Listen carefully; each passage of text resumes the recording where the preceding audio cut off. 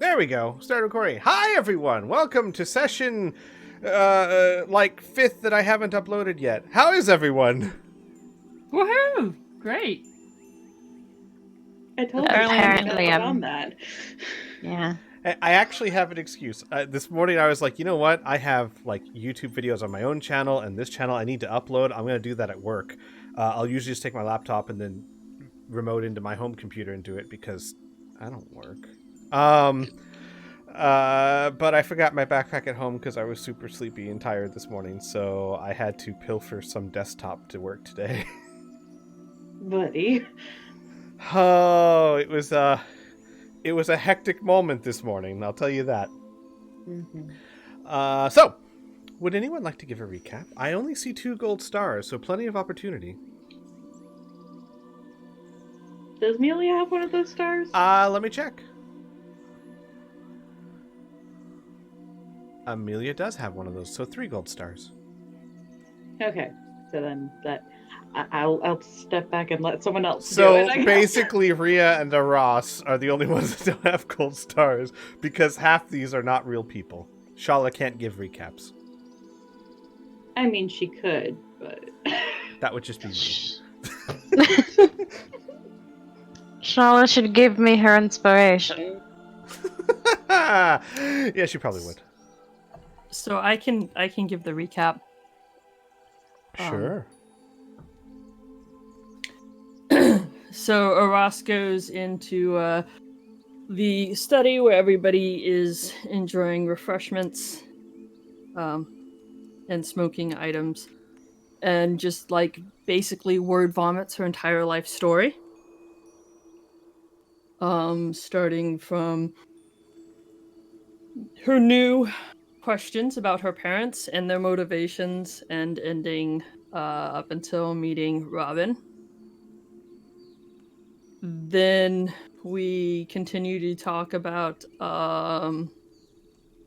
where we're going and why, and Isolanda, and that we know she was created as a vessel for Mother. And we learned about Isolanda being given to Shala's family as a gift when she was a newborn, and Shala and Isolanda being raised essentially as sisters. So she doesn't have much more information. Amelia admits that she's slowly dying and has been for the last 2 years. Mori can help, but can only delay it. She can't cure it. This death is related to Annika's soul, and Gadrian has a piece of it. If we can get that piece, perhaps we can give Annika a chance at a second life using a vessel that has to be a living creature that's preferably not twisted and tainted by Mother.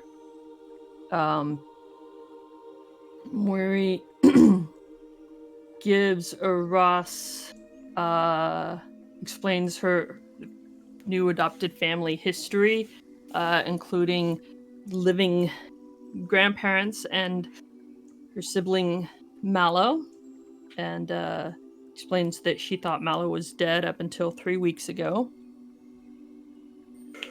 Then they bring up and discuss the phylactery, and Rhea tries to give it back to Robin, who won't take it, and then Shala just takes it and shatters it on the floor, leaving Robin free to confess his love for Amelia. And it turns out Van Carlo was listening at the door the whole time. After they all break up and go their separate ways. Well, actually, Weary ends up sitting with Robin in the hallway, who, as Robin is trying to wiggle his fingers under the Isolanda's door to see if she's awake, because she's a cat and will come and play with those fingers, I guess. Rhea stops. Rhea. Okay. Rhea stops. To in Shala's room to play her lullaby and ends up staying the night. as Shala has curled up around her. And in the morning, Aras ends up going and sleeping downstairs in her old under the staircase in the kitchen. They have when Shala wakes up, she goes and gives Amelia a complete makeover. So Amelia has her coming down the stairs. She's all that moment after you take off the glasses. That's the movie. Yep. And Ross makes a whole bunch of different breakfast foods, including plenty of sugary sweet things. And despite what I claimed on Discord about corrupting her, is the one Ross says, no, you can't eat too many sweets. It'll ruin your nutrition, I guess. And of course, it's the Muri that's like, no, let her eat whatever she wants. Proving that Ross is not as chaotic as she may have thought. Well, I don't know about that. You made the sweets after all. That's like baking a big pile of bacon and then saying, don't eat that. Yeah, I just Look love at this, how, like, look at you this know, plate in front of you. Right there, you smell it, don't touch it. it did not occur to me until 2 days later that, I said that I was going to spoil her with candy and sweets, and then I'm the one that was like, no, you can't have it. Ross is figuring things out. Yep. The first time you've ever had to be an elder sibling. That's true. And that's where we ended last session. More or less, After yeah. breakfast. Congratulations. Give yourself a gold star. Yay. Well done. Beautiful. Wonderful. So, with all that said, picking up from about where we left off, is there anything anyone would want to do before you head out for the day to continue your way to Hars? You should make it by, at a decent pace, you should make it by mid to late afternoon, assuming like a stop for lunch or something. You've got about maybe 8 hours of trip left.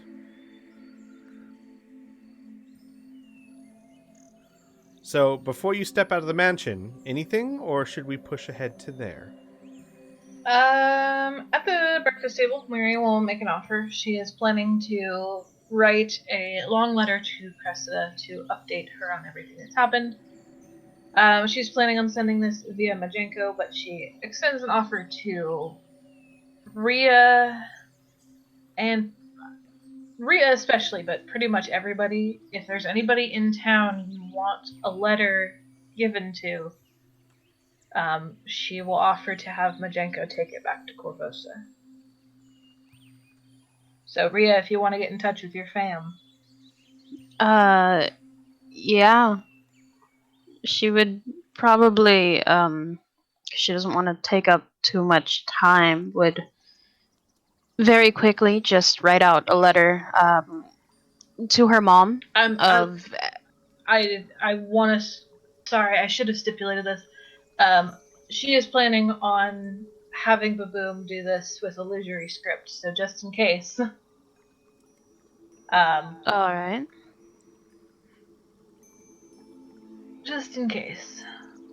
But I mean, illusory script, doesn't that go on after, or is that what you actually write it with? No, you would write it, and then I believe you have Baboom cast illusory script upon it. Oh, I Right. thought he had to write it. Okay, sorry.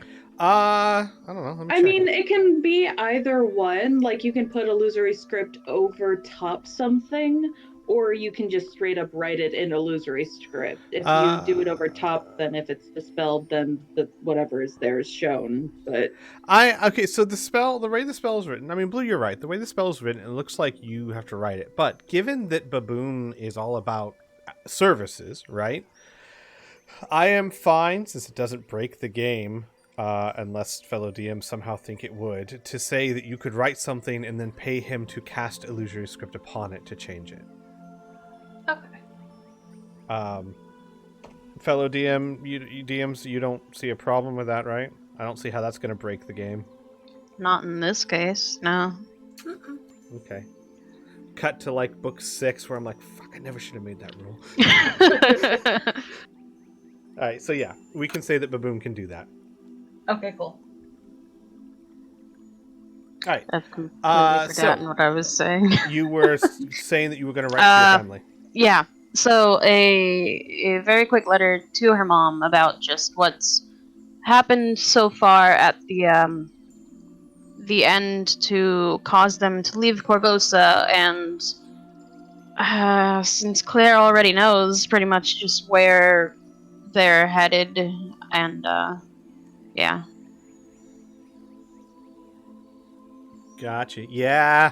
You probably have a fair reason to believe Claire might be on her way. Mm-hmm. So there's that. All right. So 2 letters for Majinko. Yes, and I'm not sure if we are summoning the boom now and sending this off as soon as we leave. I would highly suggest you don't do that inside the mansion. Summoning portals to other places within portals to other places is never a good thing. Alright, I got it. Someone get in the bag and summon him there. Jesus fucking Portalception. and we all take a trip to the astral No. realm. No, you do rope trick, then you get into the bag. Yes. God. Have fun finding me there, Claire. What? You would blow yourself to smithereens. She would just find a black scorch mark where the party once was. No, we'd all take a jaunty little trip to a Yeah, different plane. we'd go to a different plane. Yeah, we'd go to the astral realm. Mm-hmm. I don't know. No one's tried opening up portals within portals within portals before. I'm not sure what would happen to you. Oh, Rupture and explode. Yeah.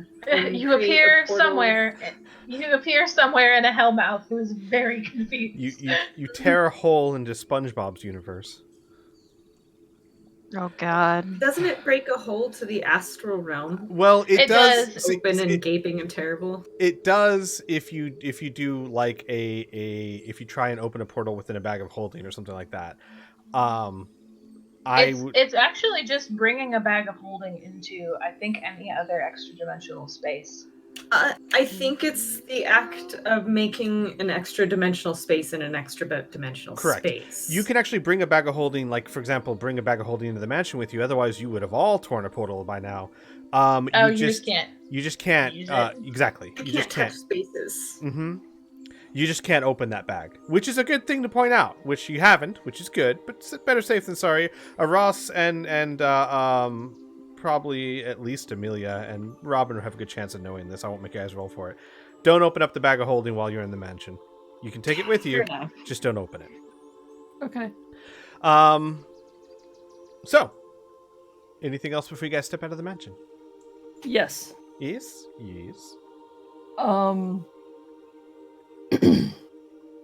Ross would take time to infuse invisibility into a coin that she has, and she will also infuse rope trick into her 50 feet of rope, or reset that, and she will find Robin. He's in the same room, so not hard. Okay, and she, so if things go sideways, I mean, we don't know what's out there or what's going to happen or anything, but I have stored spells, one in this rope that'll do the rope trick and show Robin how to like use the object, and then the second is invisibility, so you can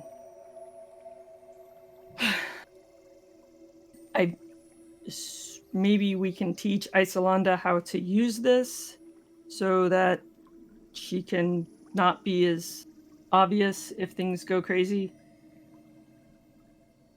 I think that would be a fantastic idea. He's just going to grin, just happy as can be, staring very inquisitively, being like, I wonder what's going on with the imp thing, and lean forward. I don't know. He ate my cards. Ah, look at your new cards. You play cards. You like cards. Are you good at Dragon Chess? Yeah, I had a lot of free time growing up. So I quite often play Dragon Chess with myself. Or maybe it was Min. Maybe that's who was coming with the other moves. No, probably not. Probably myself. One can never be sure. Gives her a very curious look. All right, I will take these things, and you might want to help me teach Isolanda how to use them. I'm not a very good teacher. Sure.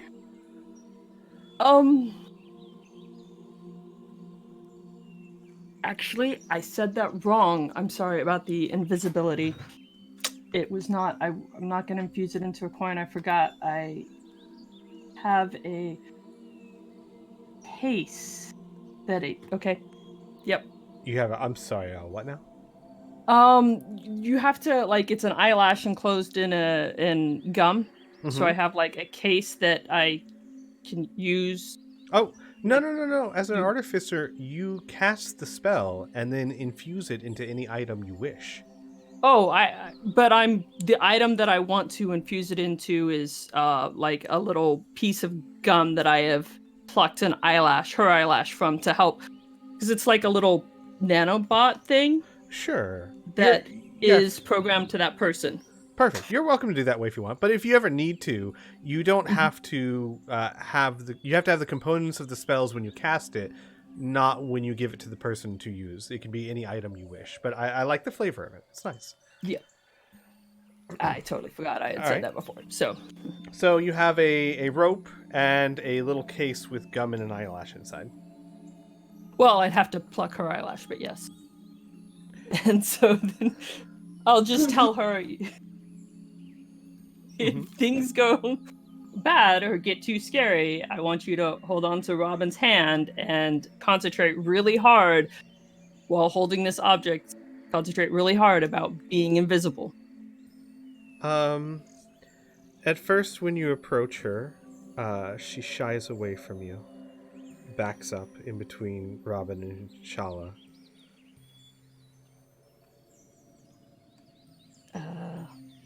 I'm not gonna hurt everyone. Shala would bend down and whisper something in Iso's ear. Iso will nod and walk up and kind of like tilt her face up so that you can see her eyelashes. Sorry, just it's not a lot of little pluck. And then you pluck it. She makes no movement whatsoever. And then I'll set it up and then tell her what to do. She looks at it for a little bit and then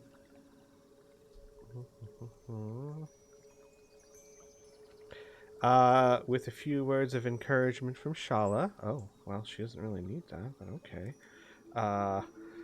Yeah, okay.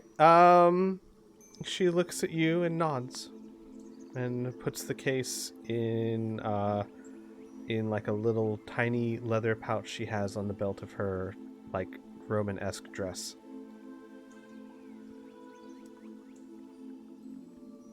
All right, and don't get too far from Robin, okay? She nods. He'll keep you safe. She nods again and then puts her hands at her waist and bows to you. Please don't do that. That makes me feel really uncomfortable. She suddenly looks worried. It's it's okay. It's not you. It's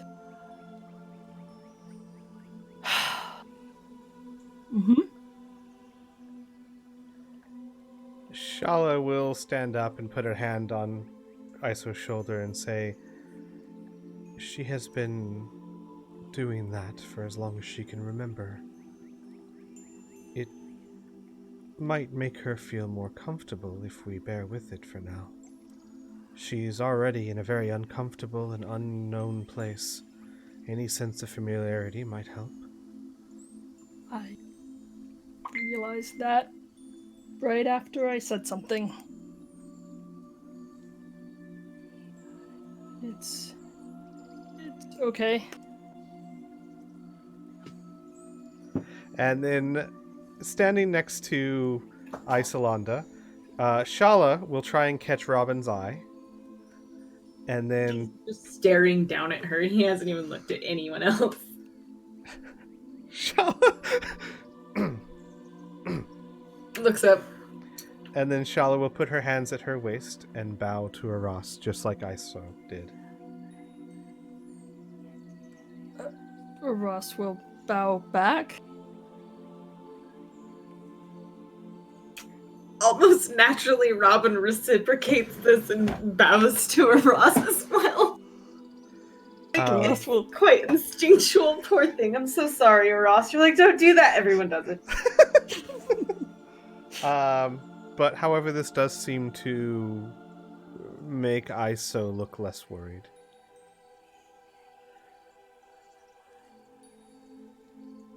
Okay, so this is something we're doing now. Okay. Shala goes to Aras and kind of says in a quiet voice, we can work on it. I don't like that she does it either, but maybe we'll do it slowly. Yeah.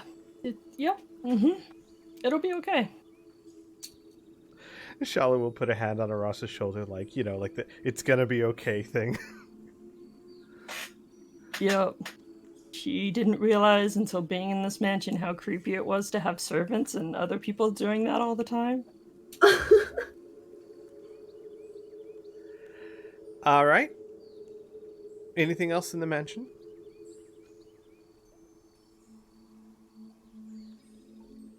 No. Before we go, Robin is going to kneel in front of Iso and say, don't worry, I couldn't break the habit either. I like it, it's comforting. I don't think you're weird or anything, like smiles. I do, however, don't think that you should be walking in those, and points down at the shoes and holds his arms open. I'll carry you if that's all right. All in drow. Gotcha. She looks at Shala, who would nod back to her. And then Iso will walk behind Robin. And Shala goes, oh, well, maybe not. Oh. And then jump up on Robin's back, like piggyback. He smiles and stands and hefts her into a pretty good position and makes sure her arms are secure around him. And will carry her lute in his right hand if need be. Shala looks a little apologetic. I'm sorry, we used to... Well, that's... Again, It's comfortable. perfect. Yeah, freedom of movement. Good. Okay. Now, and she claps her hands together. Where's Portly?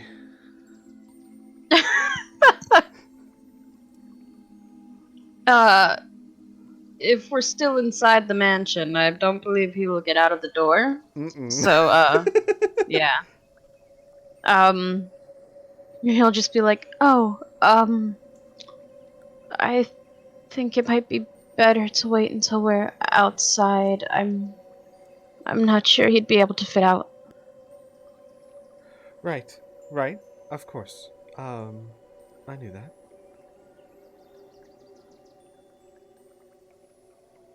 And then I'm guessing you all start making your way?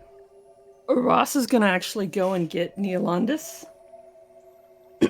Oh, he is there. He had breakfast with you guys. Oh, is he? Okay, he woke up. He has been very quiet, but he is awake. He looks much better rested. And Van Casterkin looks awful. Van Carlo. I'm sorry, Van Van Carlo. Casterkin isn't Sorry, here yet. Vin Carlo looks awful. Maybe had Mary too has much to been drink. Mary has been shepherding the injured and the hungover. Gotcha. Robin will offer wine as a cure. Oh my god. Yes, because that's what he needs while he's traveling. Every route he comes across, he automatically trips. Not much wine, but Quick question, Kadia. Amulet of Natural Armor. What does that do? It gives me a +1 to AC. Okay, so then these require attunement. Thank you. Uh-huh. All right. I'm going to have Erdegar try and remain ahead of us and kind of do wide circles around, taking his time to rest every now and then, but kind of doing an air patrol of creatures and movement anywhere near us. Got you. So you get to the door and you kind of send Erdegar out first? Yes, correct. Okay. As you all are approaching the door, Aras, the maitre d', comes to you. Madam, I hope that you and your friends had an excellent stay. I would love to tell you that I will keep the place in shape and clean while you're gone, but the honest truth is I will cease to exist the second you walk out that door. Have a pleasant day. Thank you. I appreciate it. I hope not existing is good for you. I hope you have a good non-existence. There we go. Yeah, that's it. I am not sure that is a thing, ma'am, but I will do my best.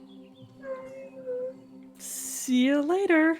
And he gives a small little bow with his hand to his waist, or to his stomach. You know how waiters do. Mhm. And you Oh my all God. walk out of the mansion, and the door disappears behind you as the spell dispels. As the second... Aras, you would have to be the last to leave, of course. Oh my god. Guys, I miss him already. Wow. Oh. Does Riza know that you stole her butler, Squee? I don't know. Oh my god. Well, I suppose we should get walking then. Oh, she'll kind of glance at Charlotte. Could you give me a few minutes? Yes, and Shala will, wrap both arms around Rhea. Can you give her a few minutes, please? Of course. She, looks between the two and then, just kind of Shala will walk up to Amelia, place a hand on either side of her face, and say, "For over a week, I dealt with the most terrible things, and one of the things that got me through it all was the fluffy, furry face of that lovable dog. I would love to see him again." I'm sure he'll be happy to see you too, Shala. She smiles. "You look fantastic." Amelia, started to give a smile and then it just kind of, crumpled into this embarrassed, line of tension. She's just like, thank you. She nods and then backs up and wraps her arms back around Rhea's shoulders. "You can cast like this, right?" Gonna have to learn. Oh my gosh. Shala seems to be, especially around you, Rhea, in an incredibly good mood since last night. Mm-hmm. Maybe something about destroying a phylactery, I don't know. Mm-hmm. As if I had any doubt. She will do her best to summon Portly like that. Takes what, a minute? 10 minutes. 10. 10 minutes. 10 Okay. minutes. In the meantime, while they're doing their thing, I guess, Mary will take the letters to the room. Got you. So you all summon... Oh, go ahead. Robin's going with. Gotcha. Ross can show you definitely. You place the amulet on the ground that he gave you. And I should mention, I don't know if I have before or not, but it takes a minute to actually use it. It takes a minute to use the amulet to contact Baboom or to summon the door. And I should also mention that while you now have the ability to actually summon a portal to his store, the amulet can still be used in its original function as basically a once-a-day sending spell. Okay. Though, again, a minute to cast, so... So you cast the portal to Baboom's shop, and when you step inside, you see Brunhilde literally running around the stalls with a feather duster in each hand. The portal opens, she spins around, she stops, she goes, "Oh, Miri! Hello!" Good morning. And she starts to walk towards you, feather dusters in hand, looks at them, looks at you, and then hides them very quickly behind her back. "How are you?"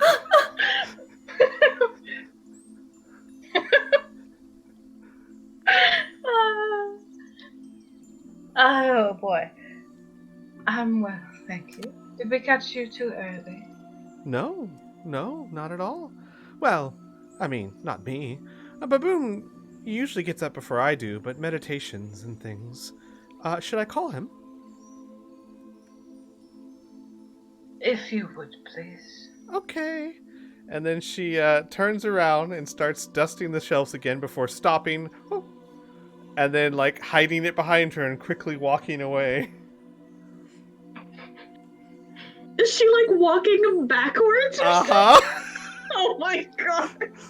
Just like, you stay right there. I will go get him. Yep, I'm gonna go get him. And he will be here in just a moment. And runs. Did she pluck them from another Kadol? What? They're feathers. Yeah, and? I don't know. It's like dusting with human skin when skins walk in the room. I don't know. She didn't know either. Or I guess it'd be like dusting the shelves with a wig of human hair. It's just awkward. That's okay. I sure, use a whatever. scalp to polish all my furniture. Of course, the long-lived drow tradition. All the Scalp scalps of my polishing. enemy get Scalp turned polishing. into one. Oh, you polish people's scalps? No, with the scalps. They get a shine on the wood that you just have to respect. It takes just a little bit less than a minute when Baboon walks forward in a golden robe, his chest somewhat bare as it looks like he wasn't, fully dressed. "Ah, Mary, Robin, my friends, how are you today? I did not expect you so early. You haven't run through all your supplies yet, have you?" List. And Robin runs through the list. "Ah, yes, Robin. As always, you are efficient and into girls' clothing. Oh, right, you have your friend Iso, right, of course." It would be beneficial if it could be boys' clothing. "Ah, yes, I see. That should be doable. He's like looking at the list. These are things I can do. Lute. Of course, the instrument of bards of Wordrufer. I have a very pretty lute one. And he kind of like starts ruffling through the shelves and all that, and then pulls out a lute case made from leather, but the leather seems to have been not painted, but like dyed or turned white. And it has very pretty like red embracing on it. That looks like someone actually used like needlework to make a very, very beautiful like emblem of a dragon, a red dragon, like over the top of the case. This one I actually I got in a card game. Well, I think it was a card game. It's not important. It's very good. He shrugs his shoulder to get Iso's attention and nods his head and asks in Drow, "Do you like that?" Oh, is all she says, but her face looks like her eyes are lighting up. I'll take it. Excellent. Brunhilde, can you see to the rest of this list, please, for our dear friend Robin? Oh, sure, of course. And she starts just running around and grabbing the things on your list. Wonderful. Ah, yes. Would there be anything else? Perhaps something for you, Mary? A beautiful necklace or, anything? Sorry, in your presence, I tend to find myself running out of words. It's a very new experience for me. Robin walks away. Mary, not expecting that, sort of turns, looks at him over her shoulder. Some spell work would be wonderful. Ah, yes, spell. I am very good at spells, yes. What are we needing today? Another rock elemental? You do so love to use them well. Not quite so destructive. And she will produce the letters. I need these disguised as best possible. Ah, yes, this is definitely doable. I'll need a bit of time. Yes, it'll take me about 10 minutes each. Is this acceptable? I could. Mary I nods could. once. He nods. I could cast it more quickly, but it would be a bit more expensive. And then he sits down and starts ritual casting illusory script on each of them. Gotcha. And takes. Oh no, she will just poke her head out to let everybody know that, hey, it's gonna be a second. Alright, give me a second here as I pull up his prices. Great Baboom Services, ritual spells.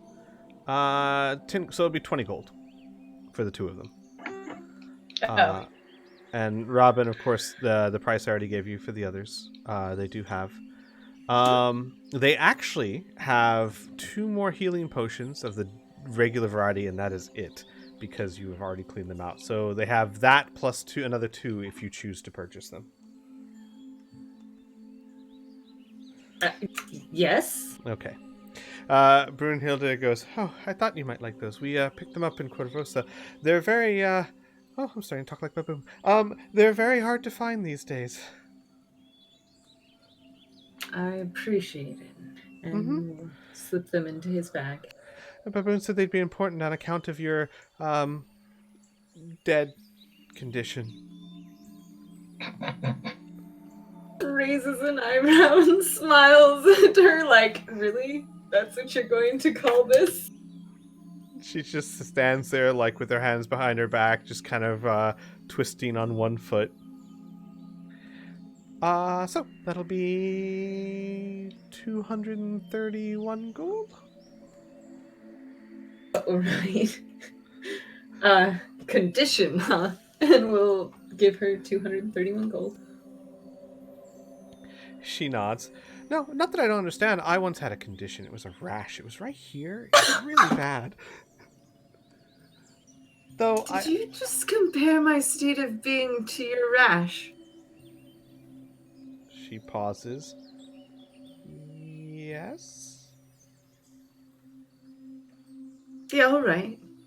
Okay. I could see that. Good. Okay. And, anything else I can help you with?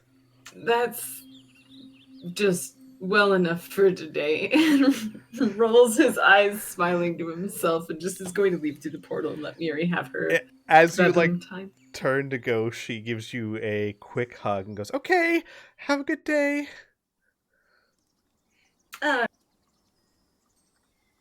He will stop and turn around and smile at her and give a bow, trying not to set Isolanda over his shoulder. And just be really happy he got a hug. Oh, are we doing that today? Oh, okay. And then she, like, pulls her skirt aside and does a curtsy. I like this. I like you. Next time I'll work on the hug thing. We'll go through the portal. And as you do that, Baboon finishes his illusory scripts. Takes 20 minutes. Mary, as he finishes each one, places his hand. She's getting back. No. Okay. There we go. As he places his hand on each script, when he finishes the ritual on the first one, the writing transforms into crude stick figure drawings that seem to tell a little story.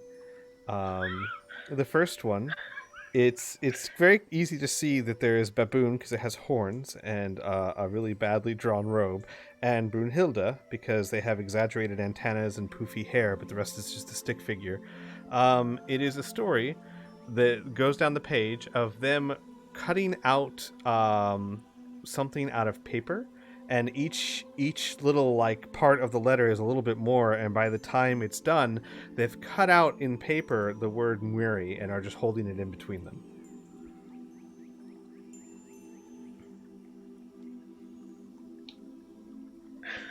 And then Queen, this is great. on the next one, when he finishes the ritual spell, again, there are little stick figures. But these stick figures seem to take the appearances of the group. You can tell through little flourishes, like there's a stick figure that has a giant, what looks like gun on their back. There's one that, of course, looks like a bird. There's one that has the hair done up like Amelia usually does, and one that is just completely black with two little eyes. And it's almost the same thing. They work together cutting something out of paper, and by the time it's done, they're all holding up the Great Baboon.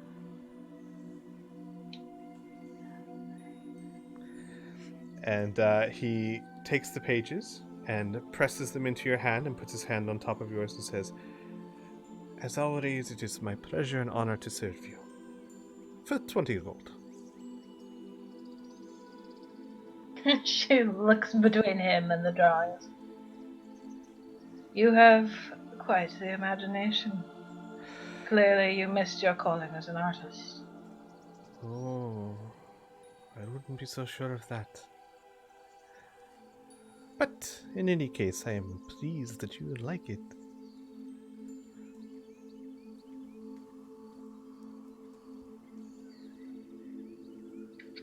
It is a pity they are going somewhere else and that I cannot keep them.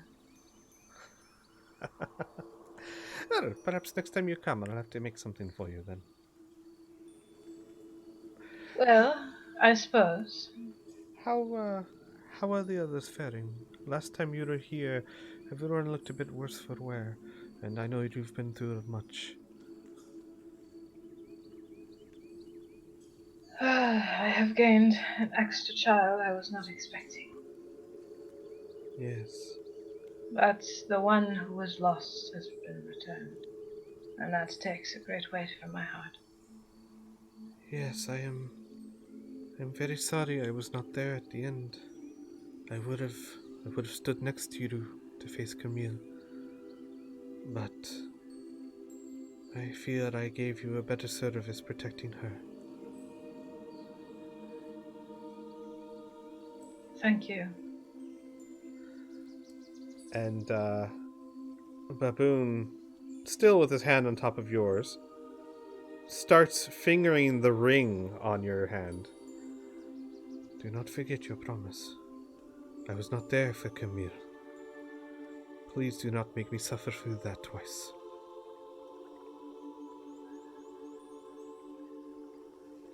Mary will incline her head. I will do what I can. But if it eases your heart, there are few I would trust with my children in such a capacity. I know. Well then, Miri, have a wonderful day. She clicks her bill. And you as well. And if you decide to chase your calling as an artist, she taps the letters. I have need of a book. I need to brush up on my skills. I understand that healing potions are in short supply. And I will need to remind myself how to make them. And herbalism tomes will often leave bookmarks. She taps the drawings again. Ah. And Baboon starts looking uncomfortable. Mary, I will see what I can do. Art is such as in a past life I used to draw. It was not pleasant lines. And then he smiles. But time passes and things change, yes? I will see what I can do for you.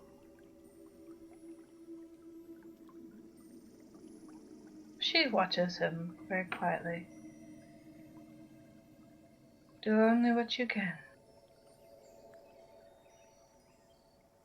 He nods. Take And care of she yourself. cocks her head. She cocks her head at him. No matter how tall the tree, it cannot escape its roots, but all do forests grow underground? Upwards always. He nods and then says, be very careful, Murray. Some roots run very, very deep.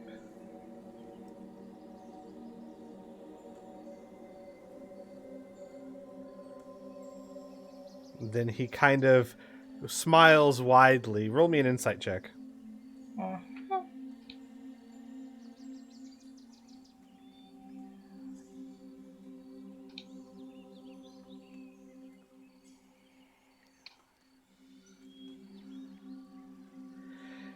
It's a half-hearted smile, an attempt by Baboon to brighten the mood. And he goes, ha, but when one is reaching up towards the sky and the sun is brilliant as Brunhilde, who needs to fear roots, eh?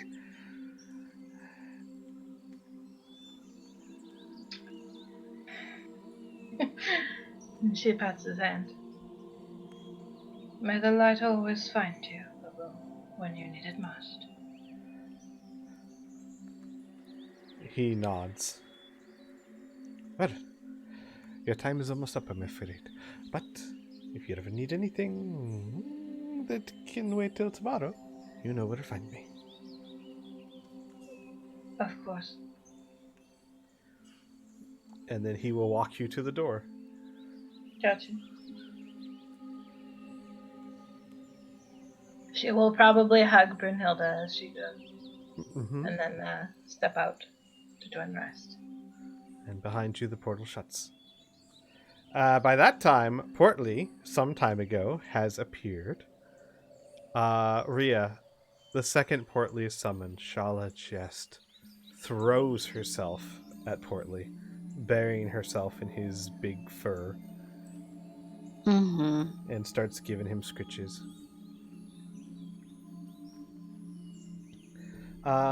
When Robin comes back out with ISO, the second Robin you get out, you hear, ISO!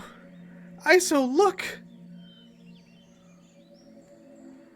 And you see Portly like on his back, and Shala is currently giving him like belly rubs, but she's having to like with both hands as wide as she can. Like she's trying to smooth out a rug or something. Robin will slip her off his shoulder and nod for her to go join her sister. ISO hesitantly at first, but quickly goes over there and battery low. Just walks up slowly, and then places one hand, and then another, and then just lays her head against Portly. Oh.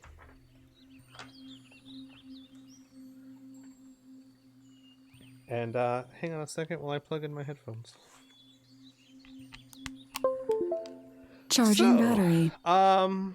What's the travel order? You've got a man with no foot, a man that's severely hungover that can probably get by, and it's really kind of his own fault. I'm pretty sure those two are supposed to be riding on Portly. Is that our current walking condition? I don't know. I mean- I don't know. Mary will roll up with the pieces of parchment. I don't know if anybody wants to make a perception check to see what's on those. And we'll give them. What? Yeah, I would, but I would need someone else to do that for me. Yeah, I'll do it for you. Hang on. Let me get Amelia. Oh shit. And perception is a skill Of that course, the Amelia love has. paladin notices immediately. Amelia, you don't. God damn it, God. Fine. Amelia, you don't have a clue what words even are right now. That's, So that's Ross actually and Rhea, fair. probably you see her unroll them, hold them out, look at them for a moment, and then roll them back up and give them to Majenka. Yes, Robin. Before we start going, Robin is going to wiggle his fingers for ISO to come over with him just slightly a little bit away from the group as he's not sure they're going to feel about this. She will lift her head up off of Portly, where she has not moved the entire time, and walk over to you quietly. He is going to take out the backpack he bought with the loot strap and hook the loot case onto it, and then lay out in front of her a component pouch, just in case she ends up having some sort of magical skills. Travel boots and travel clothes, durable, preferably boys, so probably boys, because, I mean, they're pretty skilled at that shop. Yeah, definitely. Brunhilde would have had like a couple of options for Robin to choose, and I'm assuming Robin, from his experience, could be like, "This one's better than that one. We'll go with this one." And it was all for how long it's going to last and how well it's going to keep her safe and hidden, and he didn't really care about the look so much. Gotcha. Mostly they are dark browns and greens, almost like what a forester or a hunter would wear. Wonderful. Sturdy leather, but sturdy leather that's still supple enough to allow movement. He's going to then lay out a sling and some sling bullets and say, "This is for you. You might want to start practicing when we have time." Slide over a tinder box, a water skin. He will give her 3 rations for now in her bag. You can eat these whenever you like. I will keep getting you more. An antitoxin. He's going to hold up the antitoxin and say, "This is in case you get poisoned by something. Eat something bad or feel extremely sick. This," and he holds up the healing potion, "is if you get badly hurt, you can drink this. And this," and we'll pull out one of his own daggers and set it down with its sheath.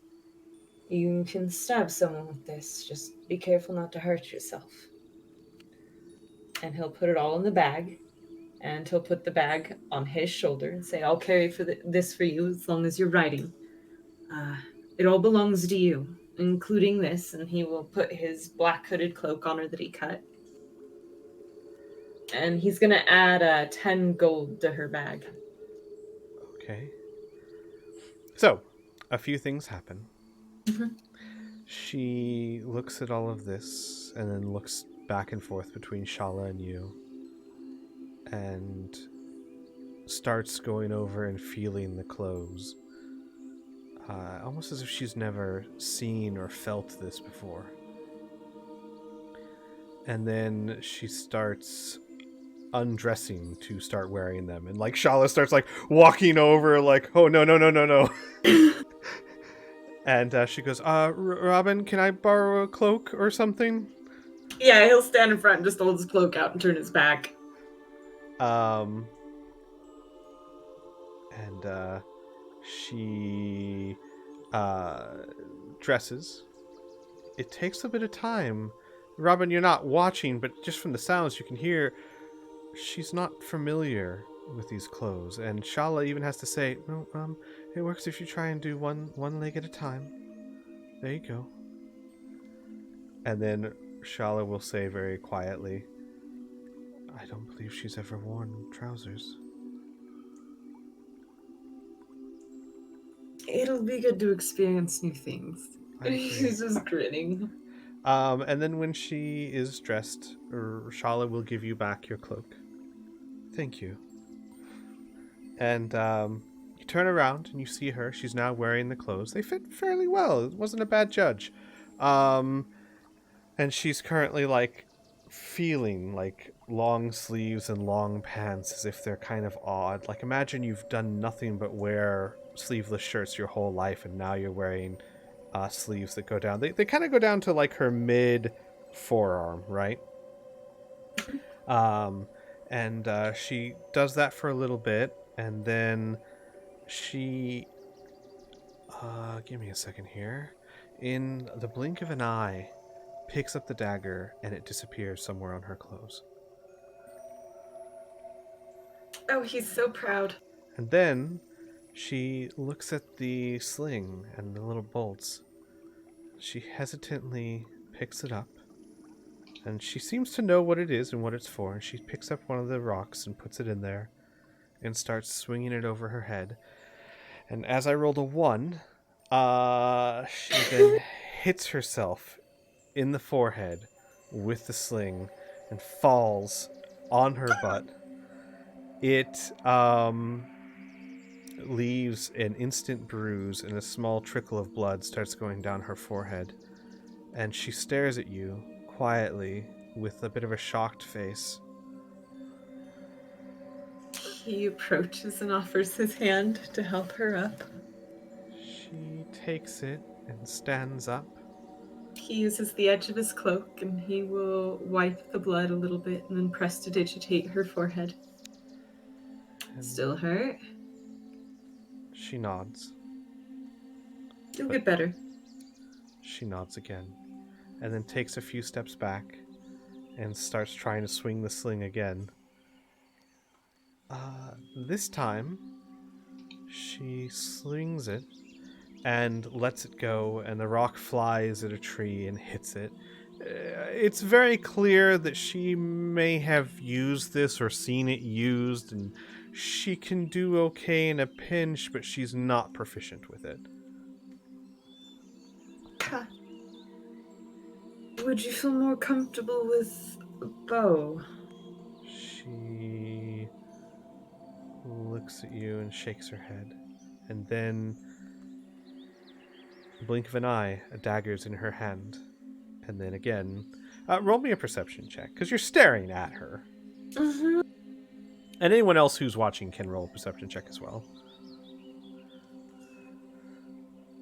Squeak, could you roll Yeah, one for me again absolutely. and maybe do better than a 5?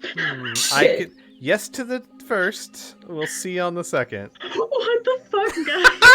It's exactly a 5. Squeak! God damn it! Your fault. You said a 5. Robin, Aras, Rhea, you see that she's very quickly and very smoothly drawing it from behind the belt of her outfit. It's clear that she is somewhat skilled with this dagger. Probably not as much as Robin or Shala or anyone who've had enormous training, but for a 12-year-old, she's very comfortable with the dagger. And Rhea, as you're standing probably closest, this Shala does not look... She doesn't look happy in the sense that this isn't a surprise, but this is not something she is fond of. Mm-hmm.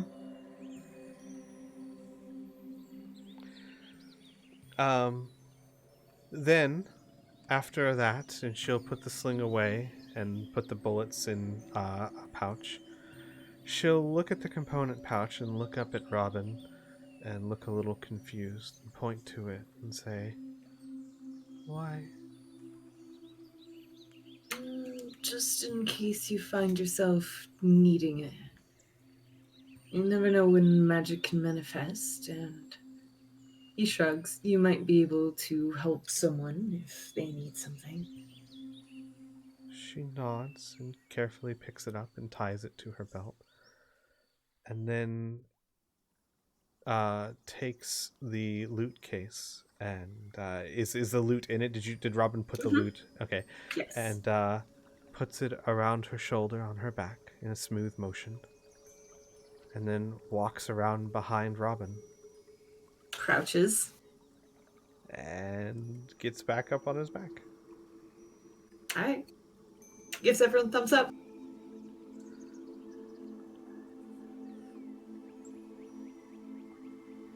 All right. So, do you all start your journey? Guess so. Okay. Neolandis is riding on Portly. He's very quiet and stoic the whole time, but he does seem better rested. If anyone speaks to him, he will answer in short, polite sentences. But Aras, you would know. I don't know if you would share this or not, but Shawanti, especially those who feel like they are in a position of weakness compared to those around them, tend to be very quiet. Tend to do their best. Like, it's kind of a Shawanti tradition. If you are already relying upon other people, if you are already in a position of weakness where you must rely upon others, you are to make yourself as little a responsibility as possible. And that definitely seems like what he's doing. Ross would try to overcompensate by doing everything she thinks would make him comfortable, but she won't mention it to the others. Gotcha. Okay. Vencarlo, on the other hand... It's fine. I can walk. It's just a little headache. And why is the goddamn sun so bright? Amelia will hand him a water skin that actually has water in it. He goes, "Oh, thank you." Takes a sip, spits it out. What? Right, I guess. Thank you, Amelia. And starts drinking it. Yes, and when he spits it out, she like squints a little bit. just a teeny tiny little bit. It's not generally what he's used to chasing hangovers with. Uh-huh. Keeping hydrated is important. We're gonna be walking. He's riding, and he's not happy about it. Oh my god. Whatever. Yeah, but if he sets a foot on the ground, he's gonna I imagine Miri's wrath. So I should also point out, you would all notice this, there is a very deep bruise forming on Isolanda's forehead. Don't. Like, you can see it in her dark skin. It's like a purplish color. Miri, do something. what did you say, Robin? Miri, do something. Oh, is Robin giving her puppy dog eyes? I'm going to carry her irrationally close to Miri. Mm-hmm. Miri notices. Of course she does. Miri will gently put a hand on Robin's shoulder. Yeah. Nods. And Miri will take Isolanda's hand, if allowed. So at first, when you reach out for her hand, she shrinks away, looking at what look to be your talons, almost instinctively. And then she looks at your eyes and searches them, and then reaches her hand out and mumbles, "Sorry." You have nothing to be sorry for, my dear. I will not hurt you. And she nods. Mary's eyes flick to her forehead. That looks like it hurts.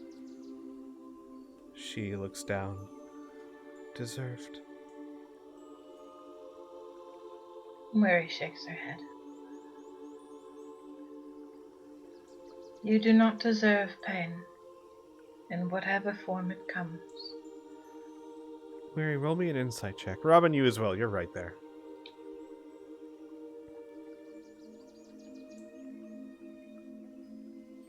Ooh, rolling like a champ, Mary. That's fine, Murray, because it's not a hard DC and your insight is ridiculous. Murray, she seems genuinely astonished you would say something like that to her. Robin, maybe because of what you've been through and what you know, those aren't words that drow children normally hear. And this might be the very first time that anyone has told her that.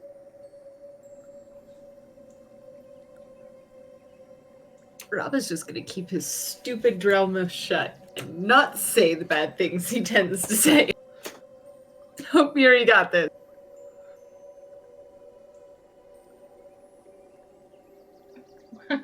So Moiri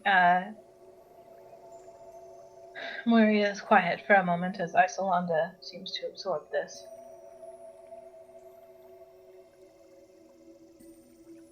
Would you like me to make it better? She looks genuinely worried at this and starts looking around at everyone. Roll me a persuasion check, Murray. Moiri's not good at these. Moiri's not good at these! She looks very nervous. Deserved.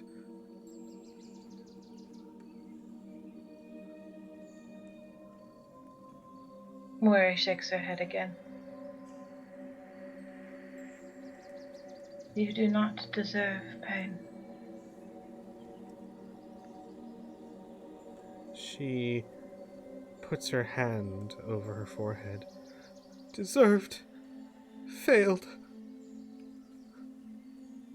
Oh man. Robin is going to lean back and whisper in drow, not deserved, earned. But you improved and now it can go away, right? Roll me a persuasion check, Moiri- Robin. Oh, go ahead. Yes, Yeah. Murray? Moiri does not understand drow, but will, has been around kids a long time and says, you tried something new. Perhaps something that you never tried before. Or perhaps something you haven't tried in a long time. That was very brave. Robin, roll me persuasion with advantage. Oh, thank God with my -1. Haha. Oh, honey. One more try. Oh, oops. You can do it. No, I can't. Robin's really shitty and convincing anyone of anything. She looks increasingly more and more distraught. No. Deserved. No. Shala. Yeah. We look back for Shala. I was gonna say, Ria's gonna sort of like bump Shala and motion over towards her. Oh, Shala has been watching with... Rhea, roll me an insight check. Oh no. A very hurt and pained expression on her face, but when she cries Shala, she comes forward. It's okay, Iso, it's okay. They're right. We're not at home anymore. You don't have to. It's okay. And she takes Iso from you, Robin, and starts, like, comforting her as Iso clings to Shala. And Shala looks at Murray and says, I'll take care of it, Murray. Thank you. Thank you so much. Moiri. Anyone close to her can see that there are so many things happening behind her eyes, but she just nods. Shala will put a hand over Iso's head and cast Healing Word as she sings a very soft song to heal Iso. And she whispers something in their ear. Those of you who are close, which I think would be Rhea, Robin, and Murray, you can roll perception if you'd like.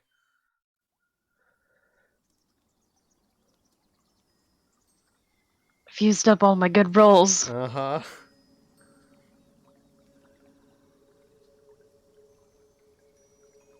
Wow.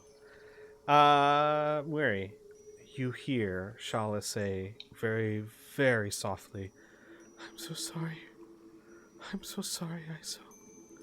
Never again. And then it takes a few minutes for Iso to calm down. And when she does, she unwraps herself from Shala.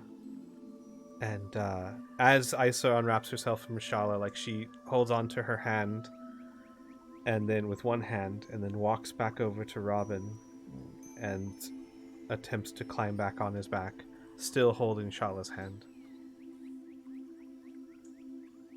He will crouch down. And she climbs back onto Robin's back.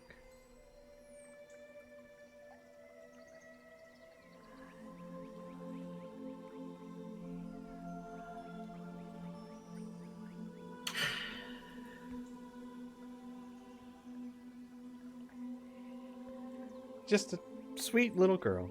It's fine.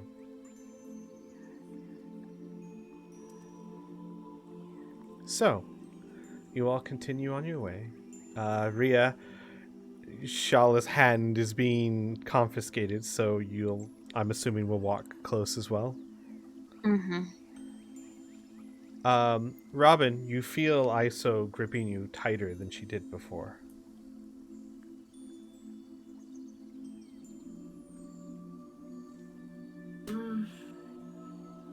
He is not good with children. He's good with very sentient 12-year-olds, however. He's actually going to stop, motion for her to get off, and then pick her up and carry her in the front.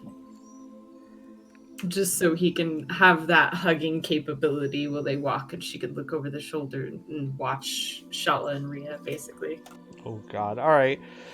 So she does so, and then hugs tightly to Robin with one arm reached out behind him, still holding Shala's hand, who is now walking directly behind Robin. And that's how you guys walk for about the next 4 or 5 hours as you make your way towards Falcon River. You all stop for lunch at some point. Stop me if anyone needs to do or needs anything. Just put a plus sign in there as I describe what happens during the course of your journey. But it's a beautiful day. There are still heavy clouds in the sky, but they're broken up. There's plenty of sunlight and there's plenty of blue sky, but the clouds that are there are still very thick, as if you would expect little showers here and there, though none hit you. You do see rain off in the distance, even some torrential rain down towards up towards the mountains in Palin's Cove. But where you are, it's a very, very beautiful day. Despite the fact that it's getting closer to winter, it's unseasonably warm. Very comfortable outside. And you are undisturbed as you walk down. Quick question. For most of the trip, you're on open grassland. There are points, especially as you get closer to Hars, that you need to use the road or it's going to be very difficult. But for the trip, are you guys sticking to the road or are you trying to stay off it?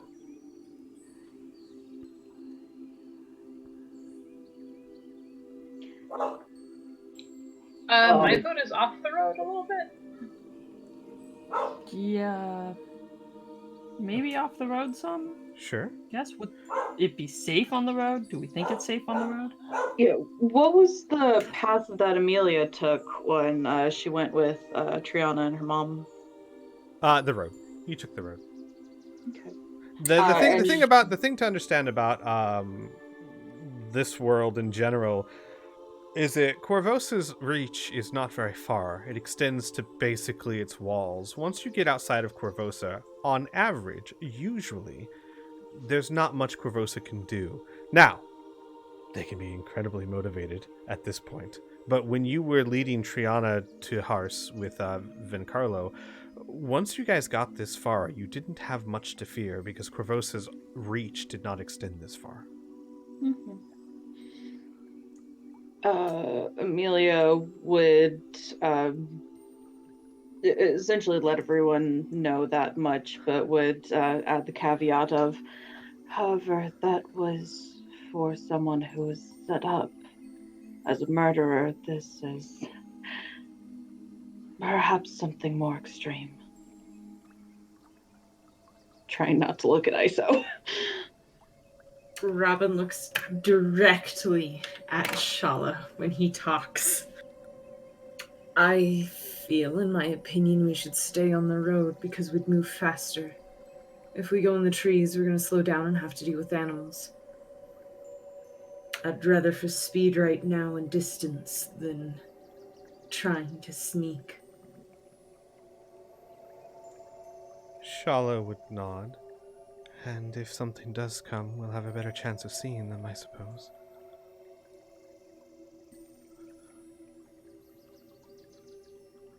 Can you send like Erdogar up ahead? Oh, he has been already. Yeah, I'm just Yeah. saying. Oh, okay, I gotcha. mean, He's already scouting for us. He's doing So what he he can. should be able to alert us. You know, if people are coming and we can get off the road and hide. If he can see something, yes, he will let us know. Should we send Kitty up ahead as well, or is she not prepared? Oh, I can, but she would have to get back to us. I can't, like, communicate that way. No, I just, it would add another pair of eyes on the road. Yeah. Maybe we keep Kitty trailing behind us. That way, nobody can come up behind us. Ish. Is Kitty any good at hiding recent tracks? We may not have that of a child with a showing, but maybe removing a Cadol's tracks would be beneficial to us. They are rare and easy to note. Is the ground kind of like dry? I'm assuming the road. Yeah. Is it like we could sweep it off, kind of thing? No. You just had Okay. 3 weeks of rain. Yeah, it's muddy right It's not. now. You're lucky in the sense that you're not slodging in mud, but it certainly isn't dry. I mean, we can maybe have Kitty drag something behind her, and that would kind of disrupt the tracks-ish. Well, At least disguise. in this current setting, it will just make giant drag marks on the road. But it would disguise who was walking, at least. Sure, that would do. The only thing she'd have to really look for is a Cadol's. Any other person can be traveling on the road, but that's the only one notable. She could just play in all the Cadol puddles. Looks down at Miri's feet. Ria, you were going to say? Real quick before I do something. Yeah, there's also, if she looks down at the road, very large dog tracks. That's not normal?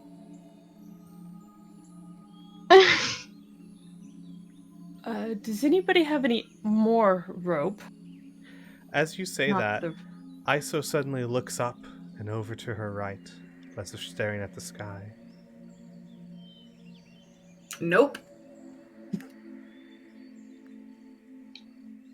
Oh, What's going do on? we need perception checks for that? I'm not going to make you roll. You don't see anything. And she looks at Robin. Magic. Let's forego any verbal plans for a little bit. There's magic. Iso shakes her head. I resisted. Oh, he hugs her. When Shala looks around. Well, it stands to reason my family would be desperately trying to find her, which would mean scrying. Which means we shouldn't assume that all of us have been successful against their scries, even if Iso's always been very good at it. Squee, would prestidigitation work on the tracks?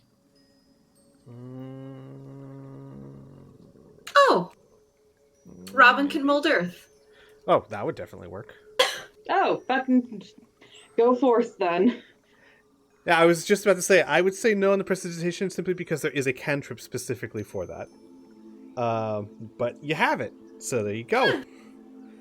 I'm gonna get rid of Doggy Prince and Cadal Prince. Gotcha. Maybe add a random extra footprint going off the road every now and then. And Shala would simply, she would say, as you guys are planning out, she would say, I think for now, given how there's no way for us to stop them from scrying on us completely, not without help. It might be best to simply assume they know where we are and do our best.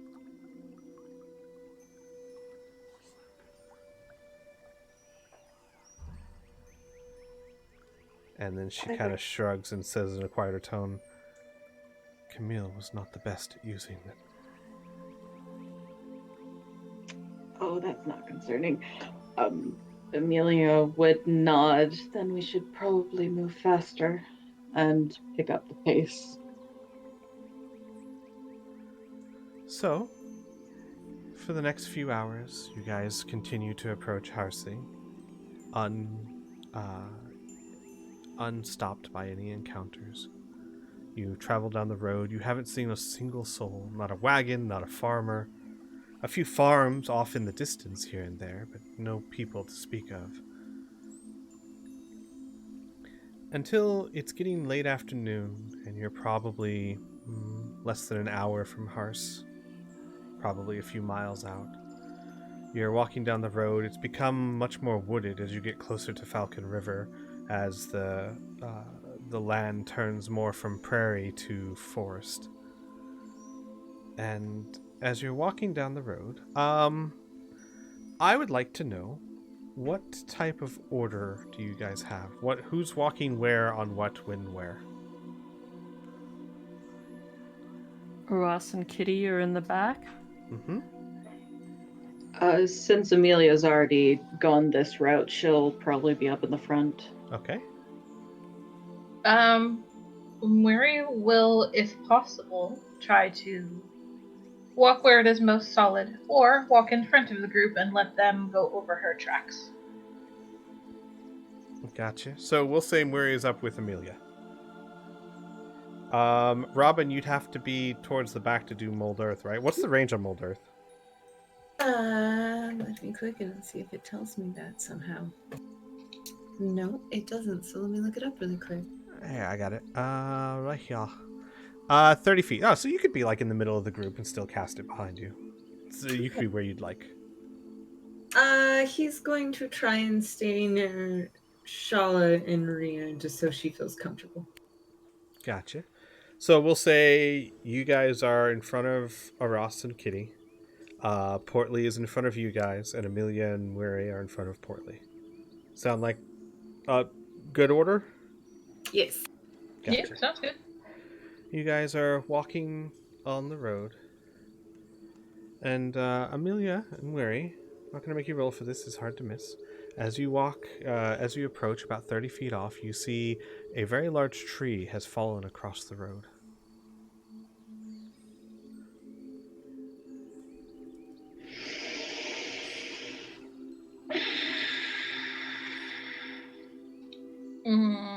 Okay.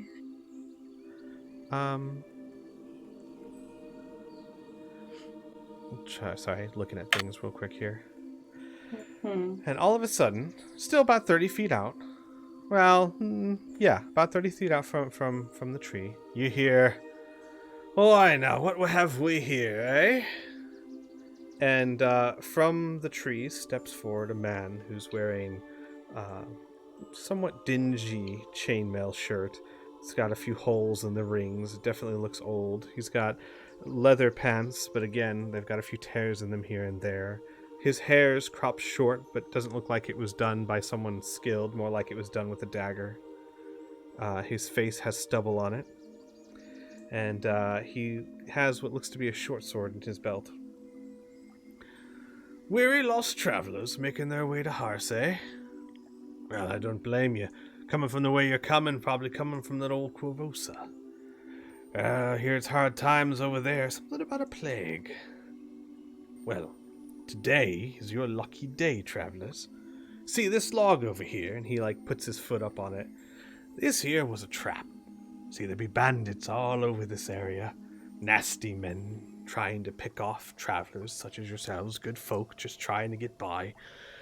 Called the cutthroats, they are. Lucky for you, me and me mates found them. Took care of them. So, you're safe and sound, eh? Not very generous. Yes, well, that's us. Regular old generous gents. Hey, and seeing as we're being so generous and saving your lives and all that, well, we are terribly hungry, so perhaps maybe a little bit of fair trade, say, 20 gold each. So I would like to do something real quick, Squee. Uh-huh. Amelia's gonna cast Shatter on the log. Uh-huh. Mm-hmm. Amelia and Weary, Mm-hmm. roll me a perception check first. You gotta do that for me. Oh, right. Here we Mhm. go. Mm-hmm. Why is it not rolling? There we go. Hey! Nat 20. There we go. Hey. Okay, so as he says this, Amelia, as you even start to think, all right, screw this, right? Mm-hmm.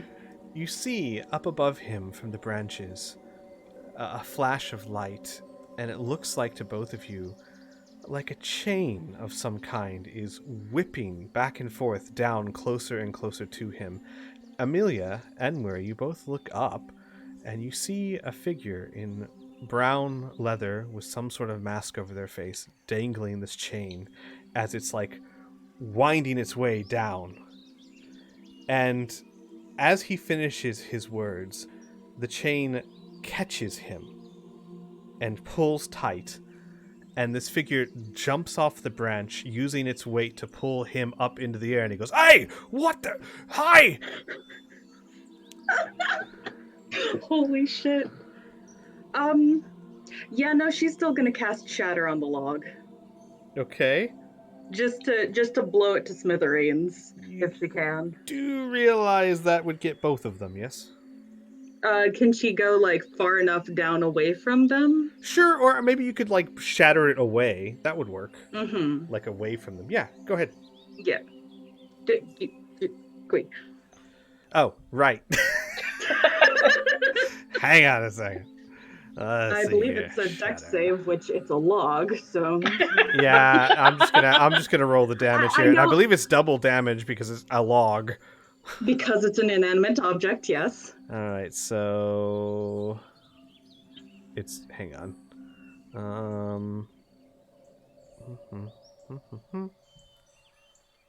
Yeah, that lies this. Boom. Flies so into as he tiny gets little wood yanked chips. up, as he gets yanked up, she just whips out a hand. It bursts. Oh no! It seems the obstruction is gone. Thank you for your time. He as you see, this figure in the brown leather and the mask kind of hits the ground and stumbles a little bit as the log just shatters, but still keeps a hand on the chain, and the guy is sitting up there kind of dangling his feet going, "Oi! Hey! Let me down! Mates! Mates!" And you guys hear a rustle in the bushes as hang on one second. No, that's fine. I got it. I'm good. You sure? Yep. You As it looks like another person is starting to come out of the bushes. The figure in front of you goes, and from the right side, charging through the trees, comes a dire rat. And on top of the dire rat looks to be a goblin wearing a mismatch of heavy armor, a breastplate that doesn't quite fit him, a helm with a visor that definitely doesn't fit him, and a beautifully sharpened and polished scimitar. Give me a second here. Oh, yeah. The dire rat charges the guy, knocks into him, kind of uses its claws to climb up its chest, and growls as the goblin steps on the dire rat's head and points the scimitar at its throat.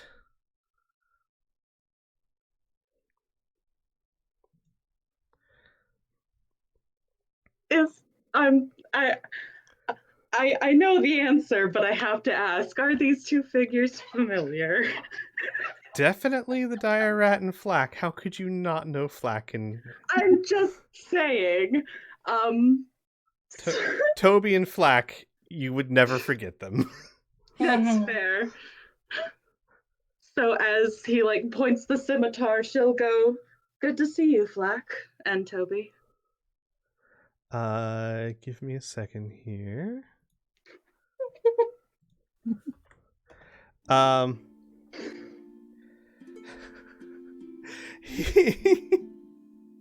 He looks and goes, "Oh, no time now, Elfie. And then stops. Elfie? She gives a little wave. And the figure in front of you still has its back turned towards you. Looks up. I've told you before, Theo. This is our territory. You have one more chance. You and your mates clear out, or I'll let Flack kill you this time." The guy hanging up above is just sputtering. And then she lets go of the chain. He falls with a heavy thud, and the figure turns around and pulls down her mask and gives Amelia the biggest smile. Well, well. I was wondering when you'd come around. No fucking way. What? Oh my god. Hang on, hold up, wait a minute. Nope. I would like everyone except Robin, who doesn't need to roll me a perception real quick. Robin, you don't need to, and I'll explain in a second.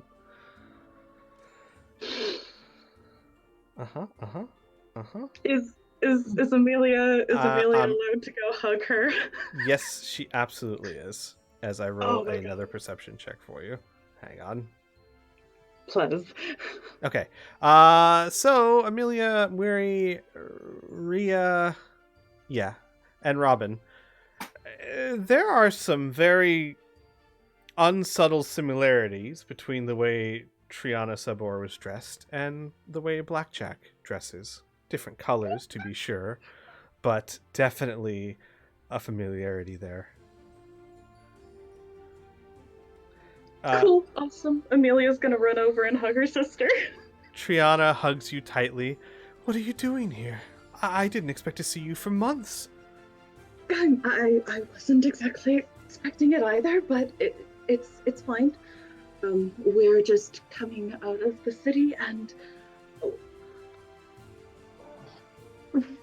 I'm sorry, did you say this was your territory? Right, just a second. And she looks down.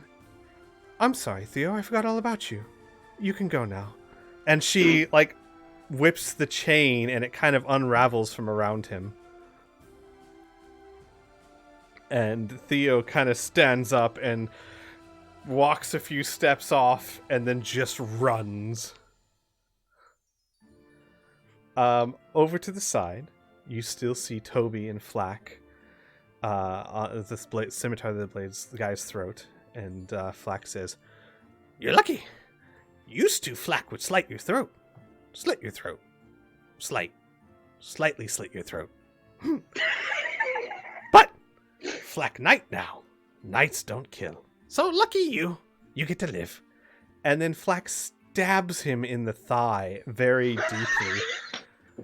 And Triana goes, "Flack!" Flack turns around and shrugs.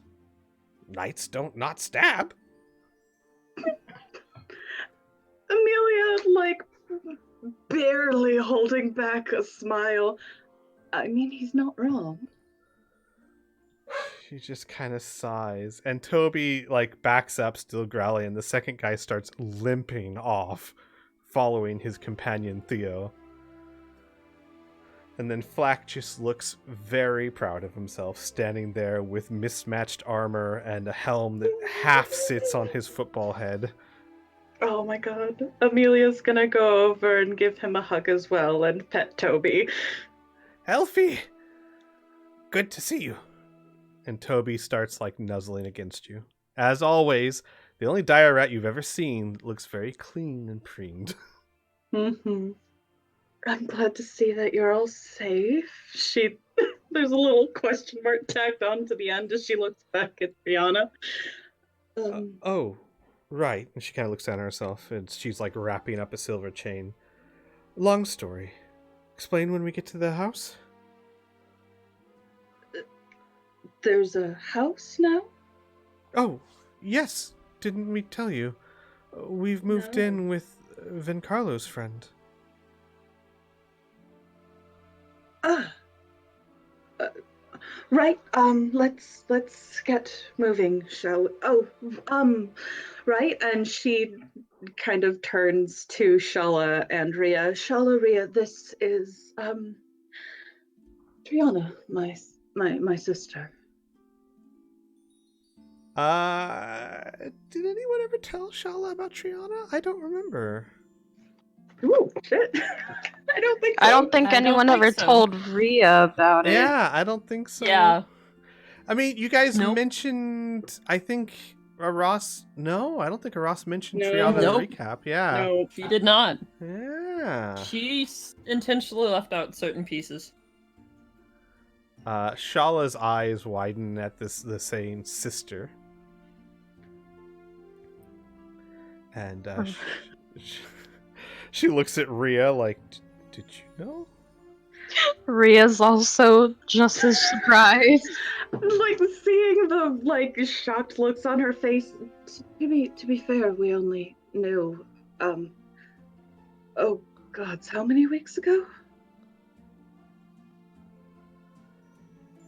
Oh, wow. It's only been a few months, hasn't it? Amelia tries to count back in her head and nods. Oh yeah, I think so. Either way, we should keep moving. Triana nods and oh my gosh, wow. Sees looks over your shoulder at Murray and says, "Hello, Murray. It's been a long time. Are you well?"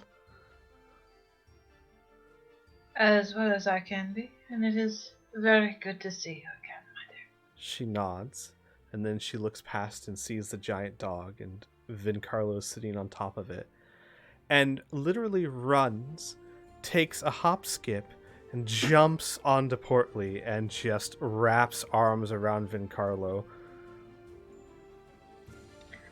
And- Emily, as she runs past, says, "He's a bit delicate right now."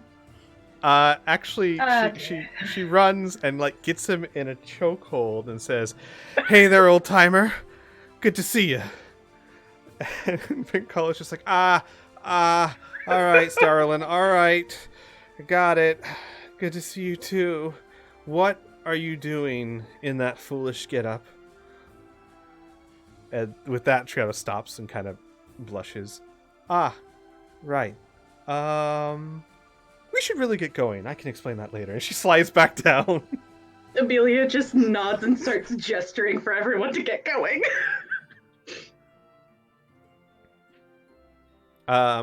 You see, Toby, with Flax still on him, looking proud as can be, slowly walks up to Portly, sniffing the air.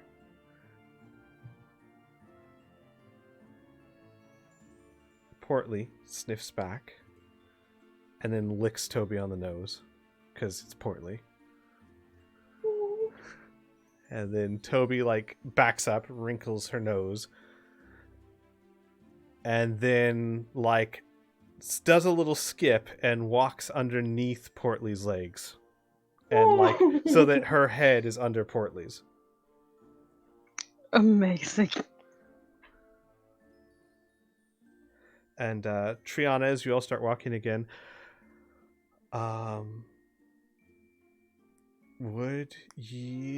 she would know about a Ross. I was just thinking for a second. She would know about a Ross. And she would nod and go, "Hi, Arlen. It's been a while." Ross. Ross. Oh, right. I'm sorry, Aras. Are you okay? Are you well? Sure, as well as I can be, given the circumstances. She nods and then looks to Ria and Shala. Hello. I'm Triana Sabor. Pleasure to meet you. Oh, wait. No. I'm sorry. And then she draws herself up and she says, I'm Triana Holden.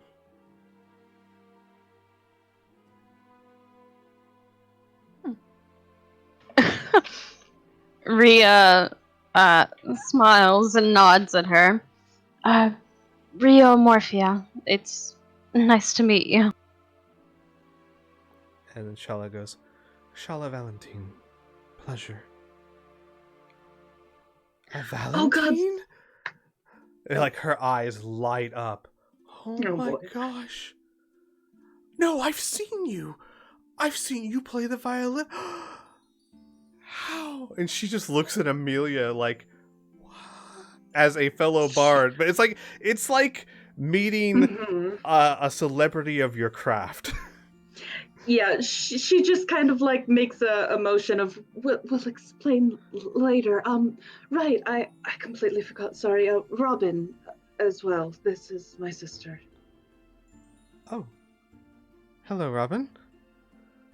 He smiles. And who's that? Looking at who Robin's carrying. Your daughter.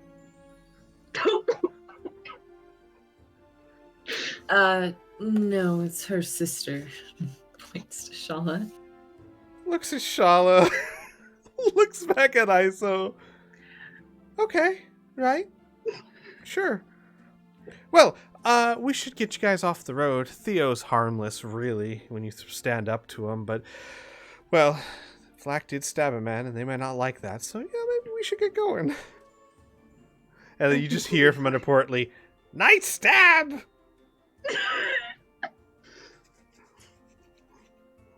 You did very well, Flack. Mm-hmm. I know. Robin's gonna keep a good distance from the goblin. Robin is no Kieran-y. No, he hates those things. Oh boy. Yeah, Ria's also just keeping an eye on him because he is right under Portly. Mm-hmm. You guys begin. Oh, go ahead. Oh, I was going to say, could you roll me a perception to see if Amelia notices Ria's not anticipation, hesitation? That's it. Sure. Yeah, give me 1 second. Yeah, 19. You notice that Yay. they are somewhat weary of Flack. Yeah, so she kind of like trails back a little bit until she's walking alongside Ria and says, you don't have to worry about Flack. He's not like the ones we fought in the mountain. He's been very kind and he's wonderful and he's been helping to protect Triana. Well, as much as she needs help with that. And she kind of glances over at Triana. Triana says quietly, Flack is rough around the edges, but a truer friend I never had, and he fancies himself a knight now, so he's trying to live by whatever code that is. I don't think he understands. In fact, I know he doesn't understand it, but, you know, I don't want to crush the little guy's dream, and it does keep him from killing people. I see. I'm sorry, just... And she'll look to Amelia after what happened at the castle. I'm sorry. No, and it's entirely understandable. I was fairly hesitant in the beginning as well, but he's proven to be a very good friend. As you say that, you see Flack over on Toby using the scimitar is a mirror as he has his hand deep down in his teeth with his maw, just and like pulls out some sort of bone or something and tosses it to the side.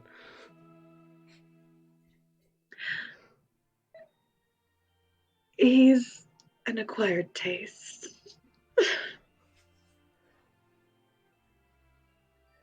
But believe me, he won't harm you. You hear from on top of Portly, unless you try and attack Triana. Unless you try and attack Triana. Well, I can guarantee that I won't.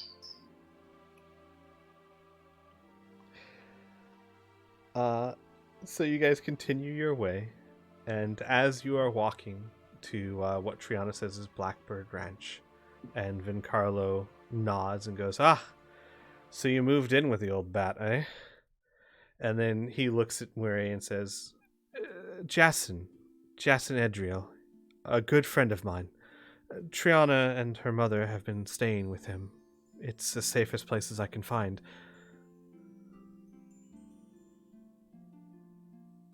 Mary nods. Does his name sound familiar at all to her? No, it doesn't. Gotcha. She will not. And as you guys are walking, Triana begins to explain that ever since they've been there, Triana has been feeling, at first, very afraid, like people were still going to be after her. But eventually the fear faded into anger. And the anger faded into a desire to be self-sustaining, to be able to take care of herself so that she's not relying constantly on Flack and you and everyone. And so she and Flack teamed together and started hunting down local bandits. And she made her own costume, presumably, even though she didn't say it, fashioned after Blackjack, who she just very recently learned was Vincarlo, as she didn't know that until he rescued her. And they have been spending the past several months literally clearing this entire area of all bandits. Theo was the only one that remained, and as she says, that's only because he was too much of an idiot to realize he shouldn't be here. I think he got the message this time. One can only hope. Or Flack, and you hear like Flack over there goes, or not! Hope he never learns. Oh my god.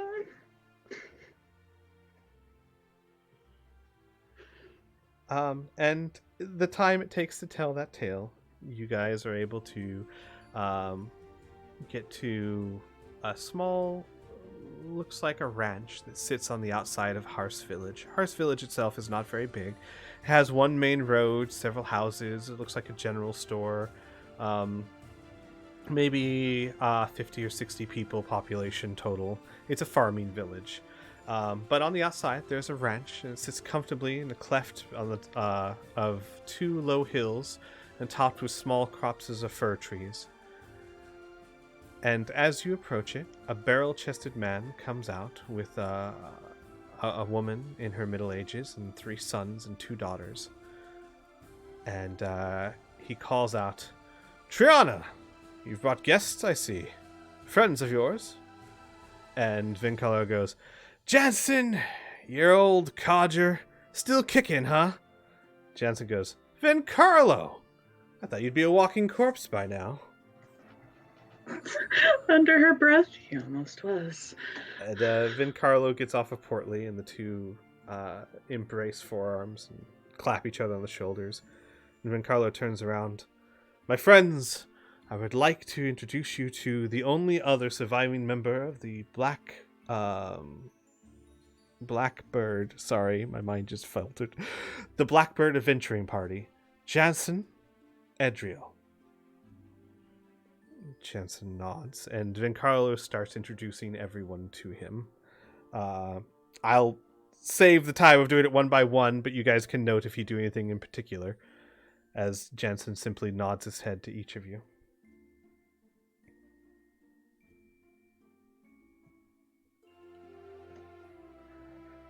It's Amelia will kind of step forward. It's good to meet you.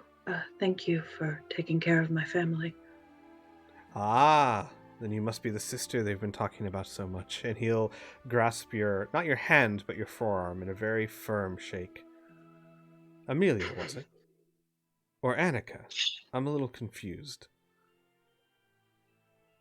Her face goes a little flush and she mutters, Amelia. He nods. Don't worry here, girl. I have seen my fair share of ghosts of all kinds. You are more than welcome. Can I insight that? Yeah, What? by all means.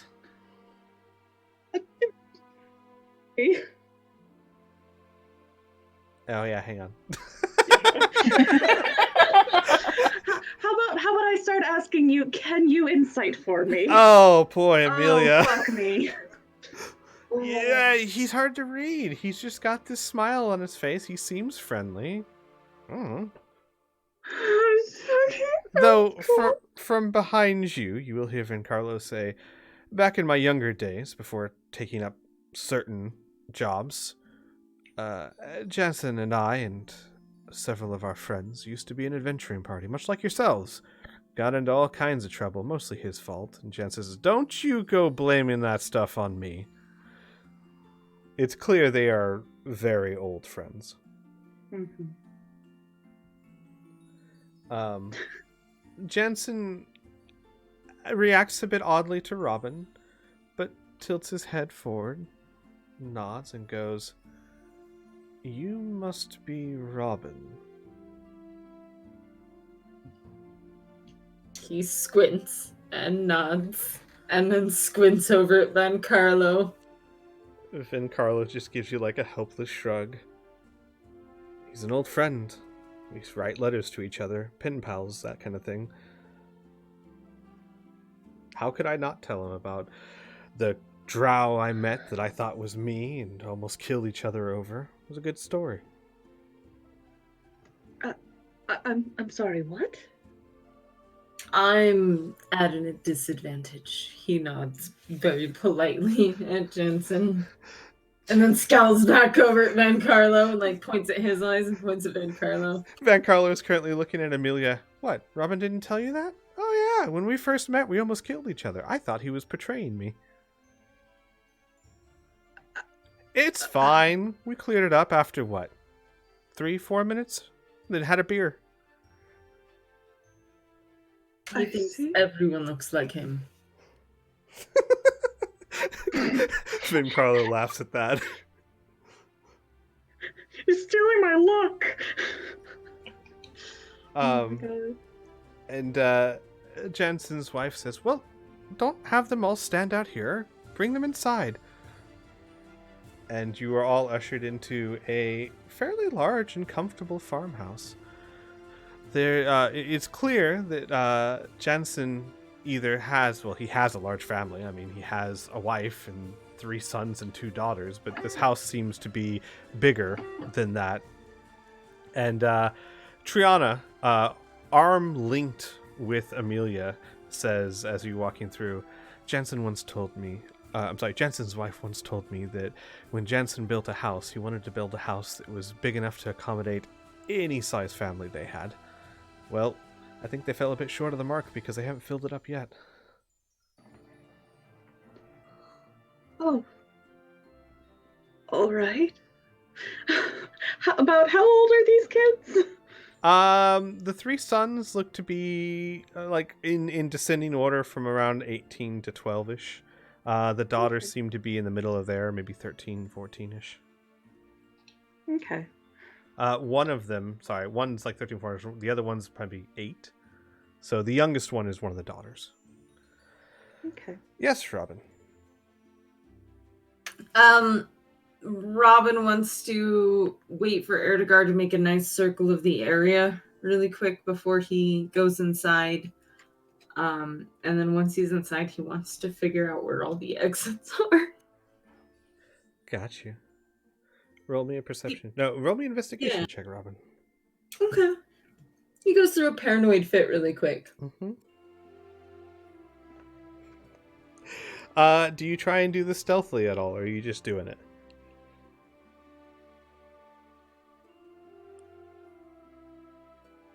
Robin? He Are just you- does it. I'm sorry. Gotcha. Okay, gotcha. You start finding your ways. You find that there is the front door entrance, and there are two entrances, exits that go out back. And behind the house, you see what looks to be an actual ranch. There seems to be cattle out there in the field, as well as a barn and hay and all the things that you would find there, and two rather large wagons that seem old and unpainted, but they look like traveling wagons and had bright colors at one time. Just parked out back. Looks like they've been there for quite some time. And as you're doing that, Jensen's wife, whose name is Odell. Here, let me spell that because I don't actually have a picture for her. She notices you and she goes, "Ah, just like my old man, are you? Looking for ways to escape?" It's good to keep that in mind. I Now, I still have ISO with me, right? Yeah. She Okay. goes, "I was joking." She gives you like an elbow. Oh. Sorry. I have habits. Can we pet the cows? She turns around, looks at Vencarlo. "Where did you find this one? He's got manners. It's unlike you." And she turns back to you.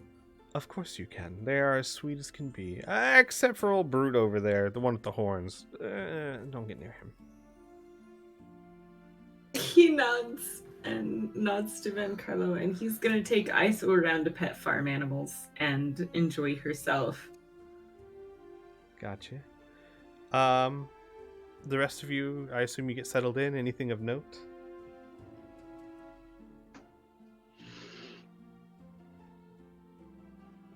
No?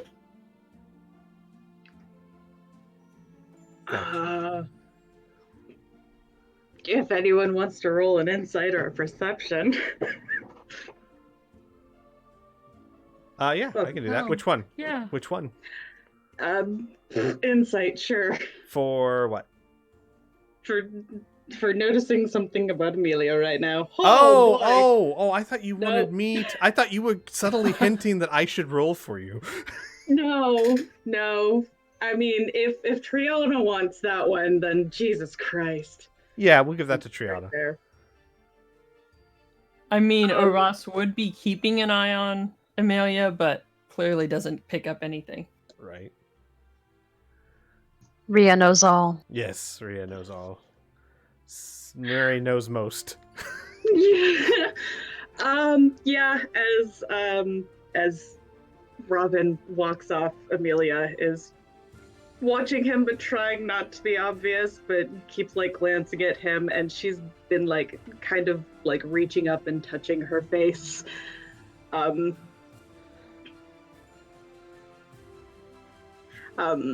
Just trying not to touch her face, but failing for the most part. Right. Okay. Robin, we'll go to you real quick. As the others are kind of getting settled in and food is being brought to you all. Not a full dinner, but like breads and butters and cool ale is being brought up from down below. Robin, you're going through the fields, and as you're going from cow to cow, Iso will... She does seem to be doing much better. As time passed, her grip got loosened, and you notice that during much of the journey, she would start looking around her at the trees and the birds, and even while the whole shattered log thing was going on, she didn't seem concerned at all. She just kept staring at trees, as if a little bit of chaos is something she's used to.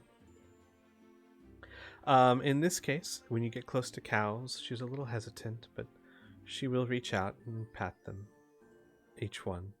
And as you get your way through, you do see a woman sitting on a wooden stool milking one of the cows. She currently has her back to you. Interesting. Okay. Robin will approach her because he's stupid and curious and likes to learn things hands-on and clear his throat. Oh, I'm sorry. And middle-aged woman with a few gray hairs turns around, beautiful, but with that age sort of beauty. Turns around, looks you up and down. Oh, my. Oh, hello. We're guests of the house. I'm sorry, but I'm awful fond of animals, and she is awful new to the world. Would you mind showing us? And motions to what she's doing. Oh, I suppose. Sure. And she will look at Isa and say, "Hello, have you ever milked a cow before?" Iso looks up at Robin. Back He to nods her. approvingly. Yeah, back to her and shakes her head. Well, what's your name? She just stares without saying a word. Ah, my name is Ilda. Ilda Holden. Iso just continues to stare. Well, that's all right then. Here. And with Robin's help, because Iso would not go anywhere without Robin, Ilda starts helping Iso milk a cow. Robin will say in undercommon, "It's very important to experience everything this place has to offer." Give me a second here. Whoa, that went way off the board. Okay. She's hesitant, but she kind of gets the hang of it. And then as she starts milking it, Ilda will stand up. So, friends of, Jason? Jason? Sorry, Jason? Friends of Triona. So, in a way, I guess, friends of Van Carlo, and by extent, yes. Just looks at her very solidly at that point. Yes. Ah, Van Carlo. Is he here? He is. I see. I should go ask him how my daughter is. We'll wait until she's done. And she kind of like hefts the milk pail on one hand. You don't by chance know her, do you? Amelia, half-elf, usually has markings on her face. Oh, man. Robin immediately regrets not having hot cocoa in a sweater vest. I do. She's a wonderful girl. She's inside right now. What? And Robin, roll me a dexterity saving throw, please. Okay. This one. Sure, yeah, that's about right. A pail of fresh milk is hoisted upon you with vigor and splashes you with milk. Oh no. As Ilda gives that to you and starts running towards the house. Amelia! Oh Jesus. Amelia! Oh my god. This is fine. Inside Amelia flinches, just like, oh god, what happened? And like peeks her head out the door. You see your mom running full tilt, dress in Jesus. hands. Hi, Mom. And she like tries to brace herself for impact. Roll me a strength saving throw. You roll me a strength saving throw, sweetie. Oh! I was like, excuse. Oh, right, yeah. I have right to sass you. We've been doing this all night. Nice. You're able to weather the hug that you are engulfed with as Ilda wraps her arms around you. Oh my god. Oh my baby. Are you okay? I'm fine, Mother. I'm here. I'm fine. You look fantastic. Thank you. You're here. You didn't send word. I didn't know. You should have told me. I had no idea you were coming. Mother, and she like puts her hands on either side of her face. Mother. And slowly she like turns to gesture at literally everyone else in the house. It wasn't exactly a planned visit. If I had known, I would have sent word.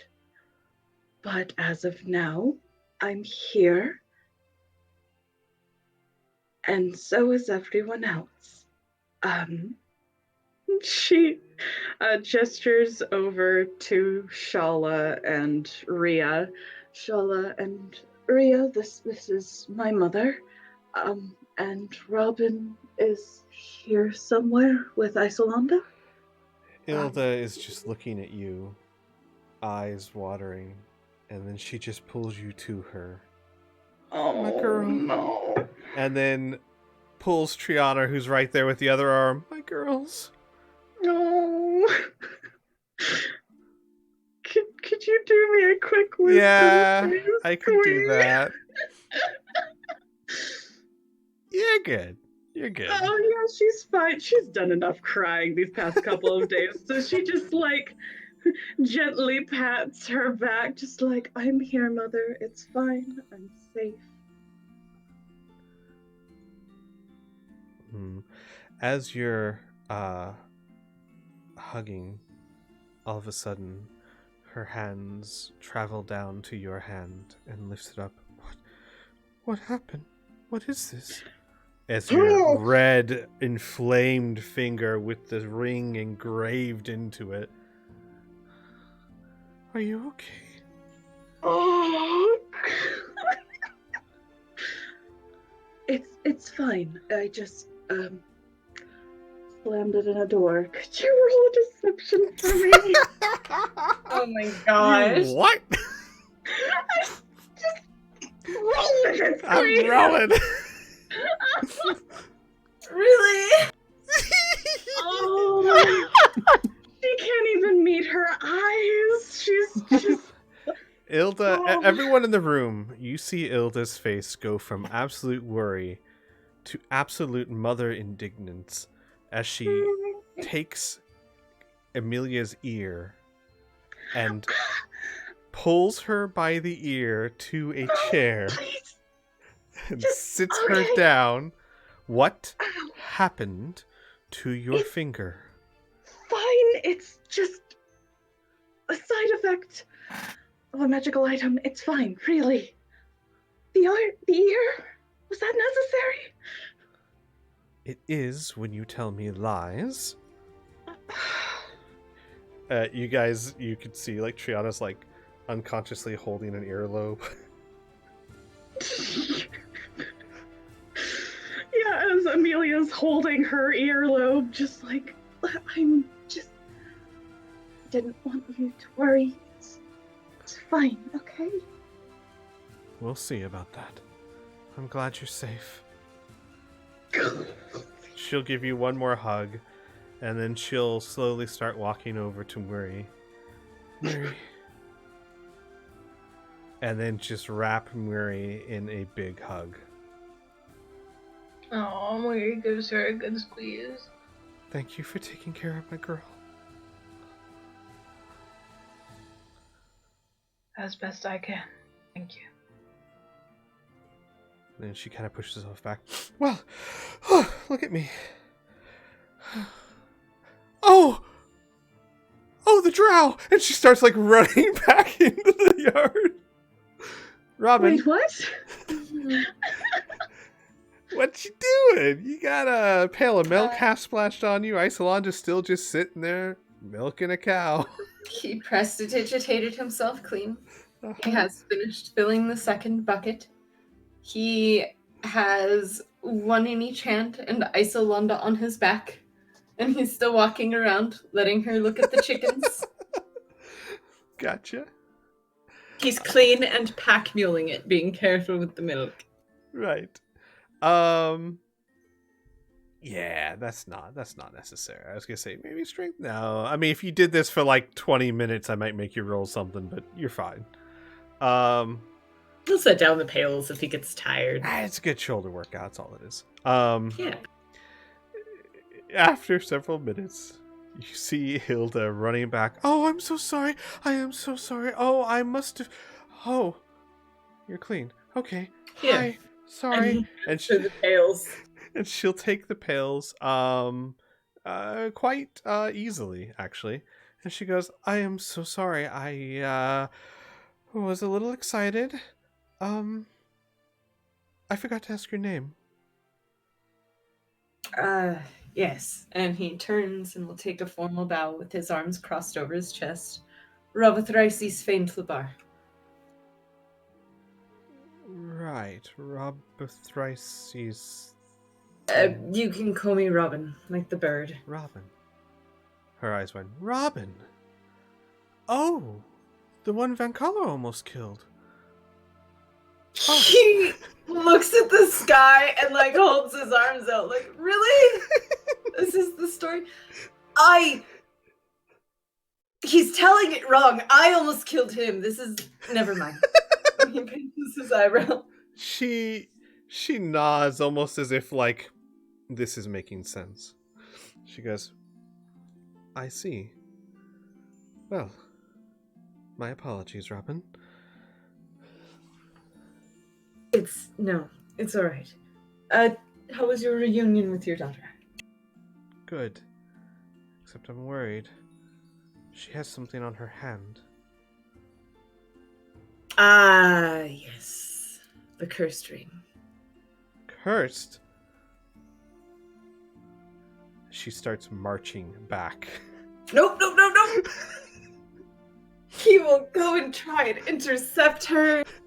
And be like, she made a very good decision for the group and she can get rid of it any time she thinks she's doing something wonderful. She's already full of regret and I've spent the last few days dealing with her crying and having panic attacks, and can we just let her calm down for a minute, ma'am?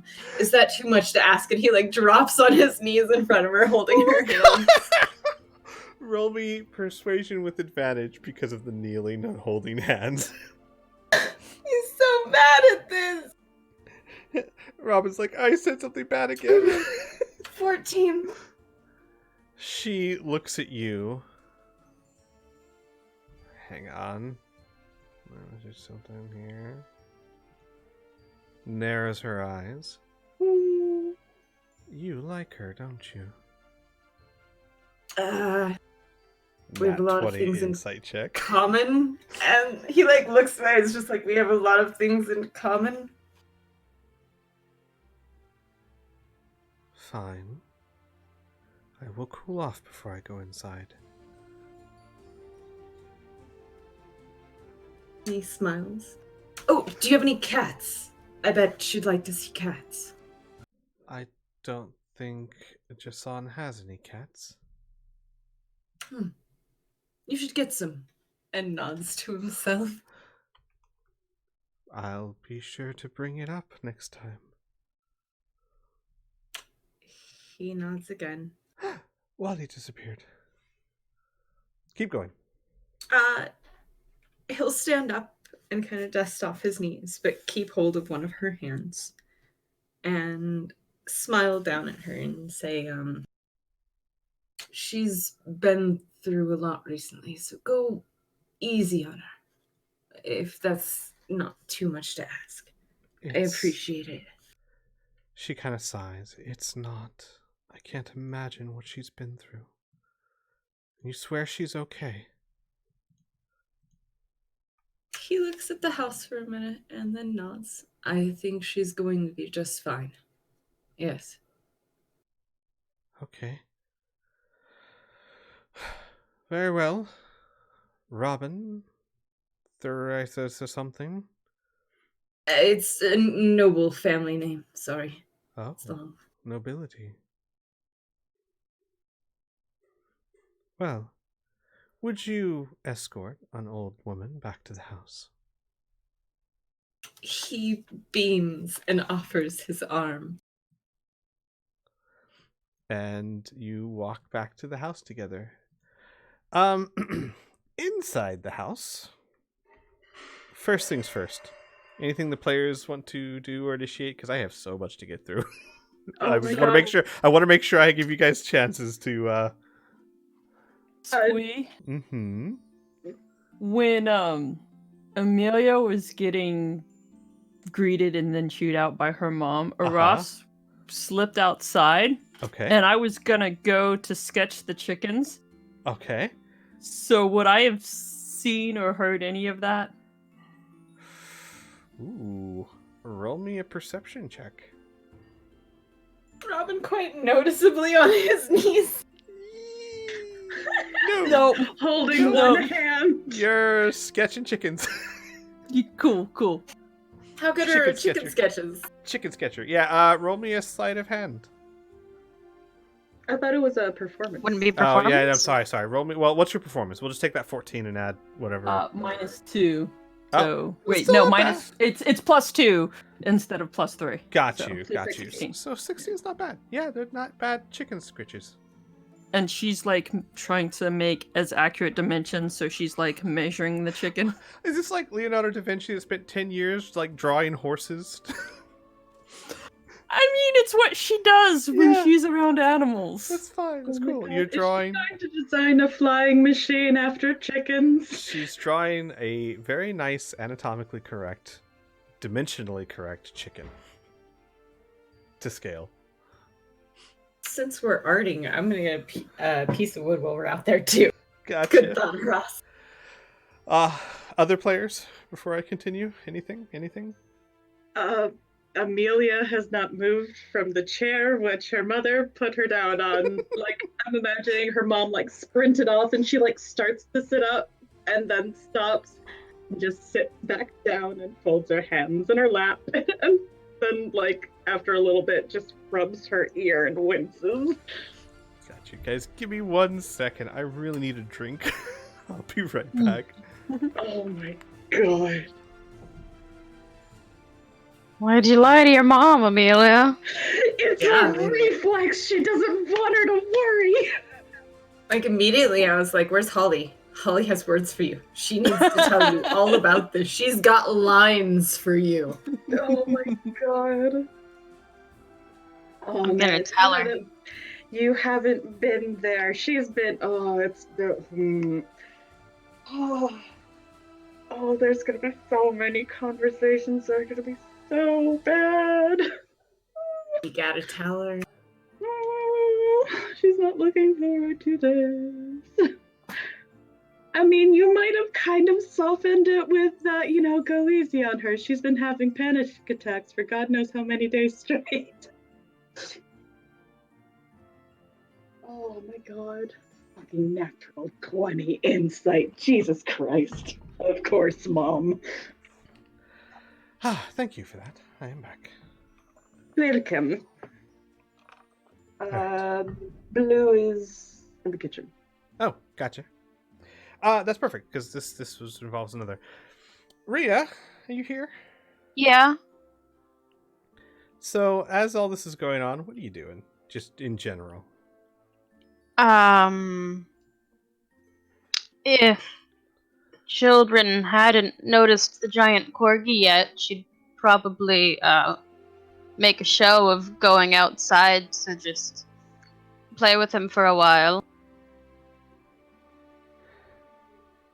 Okay, gotcha. Sib, I will answer that in a bit, but I like it. Okay. The children are actually inside, preparing what looks to be food and other things. However, I should note, since Corgi can't come inside, right? Mm-hmm. He would, as usual, have laid down outside, and slowly you would have seen Toby creep up, nose twitching, and Portly would lick her in the nose again, and then Toby would curl up in a ball around, around the belly of Portly. Gotcha. They're chilling out then. She won't disturb them. Mm-hmm. They're chilling. So inside, you're kind of just watching everything that's going on because it's quite a field day. You hear clanking coming your way as a goblin wearing heavy armor that doesn't quite fit him marches up to you. Me, Flack! What's your name? This is up to me? Mm-hmm. Oh, hello, Flack. I'm Rhea. He looks you up and down. You have armor? Shield. And points to the shield on your back. Are you Yes. knight?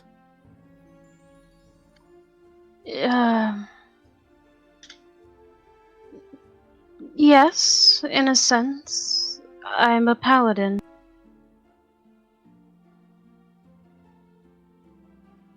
His eyes widen. Palladium. Teach me.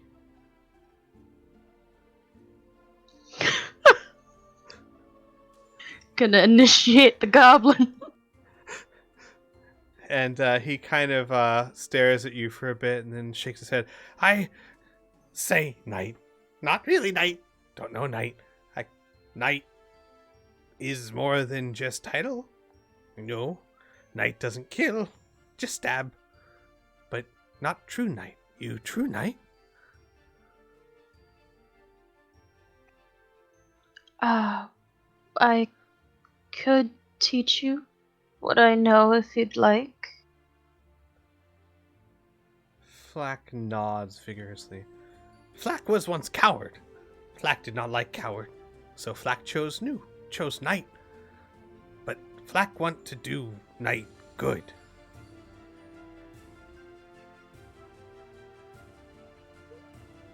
And she'll nod. Alright. Do you know anything you'd want to learn first? Hang on, give me a second. He would shrug. Don't know. What important knight? And he holds out his hand and goes to his pinky. Kill. Do stab. Wear armor. Ride Toby. What important knight?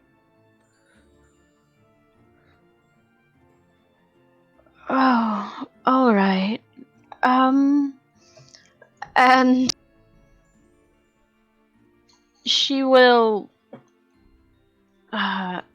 go over the very basics of being a paladin, not getting too much into the specifics of her order. She will mention things here and there, and if he asks, she will go into more detail about tenets and such, but... He stares at you blankly, but very enthusiastically the whole time. Oh, You're not sure any of this is sticking. Yeah, she'll definitely try and dumb it down. Like she's talking to a very, very small child. He has a -2 intelligence, so he rolled a 2. Mm-hmm. It's fine. She's used to children. Yeah. Oh, hang on a second.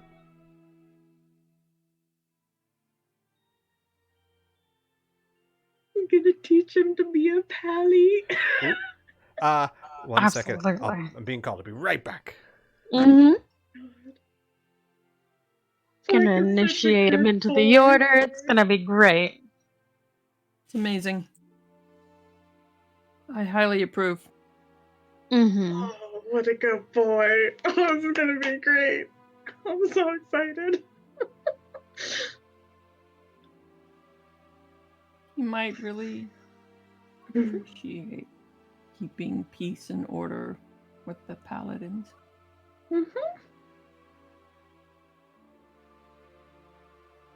He even has the no killing thing down.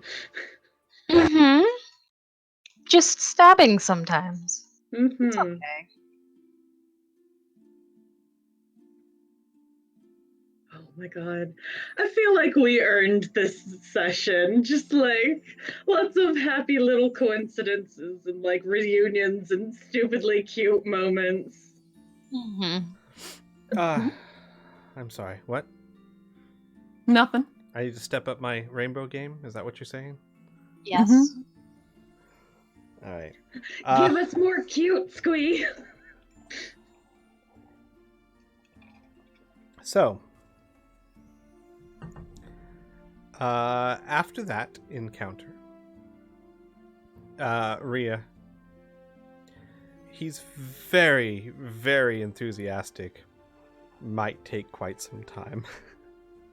It's fine. She has all the patience she needs. I should say, roll me. This is kind of retroactive, but roll me a perception check. Perception. Alright. Mm-hmm. It's a bit retroactive. Oof. Oh no. You didn't really see how he did or what he did when. You may have seen what he did, but when he and Toby were pinning that guy to the wall, you didn't really get a good view of it. Mm-hmm. Anyone else before I move on?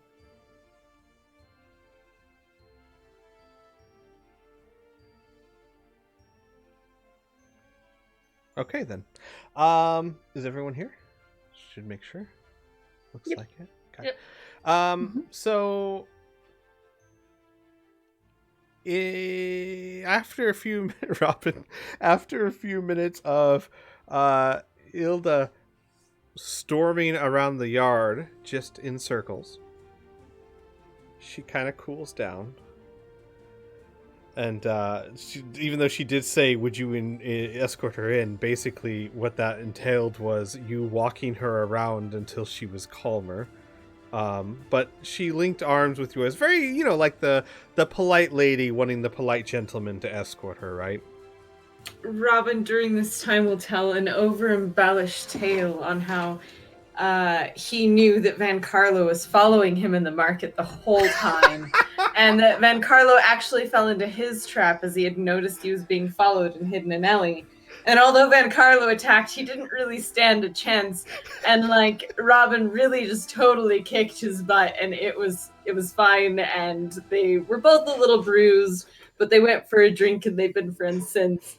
But he's gonna really tell up his side because he's pretty sure Van Carlo's already told his up. I like to imagine that the canon story is like they both just kept rolling a bunch of nat ones and just falling over each other. They make the same strike and like their knives would just hit and they'd like Yeah. look at each other like, what? Stop that! Got you. Eventually your story would calm her down and she would walk in with you, arm linked, with pails of milk, and she'll hand them off to two of the sons of Jason. And she'll look at Amelia and say, I like your boyfriend, he's nice.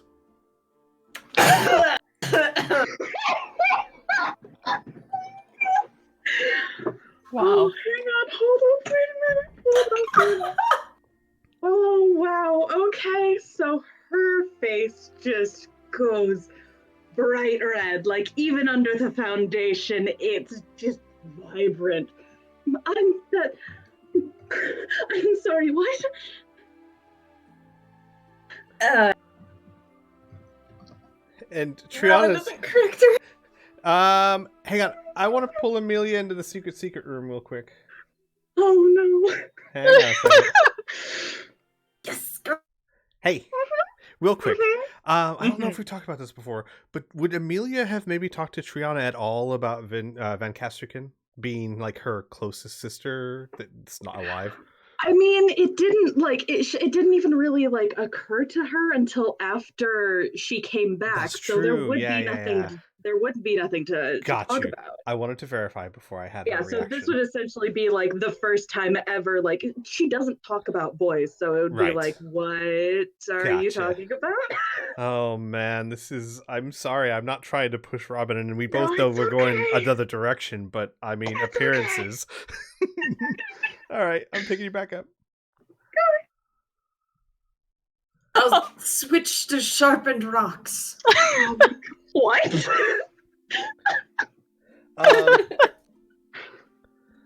So Triana's like staring wide-eyed at Amelia.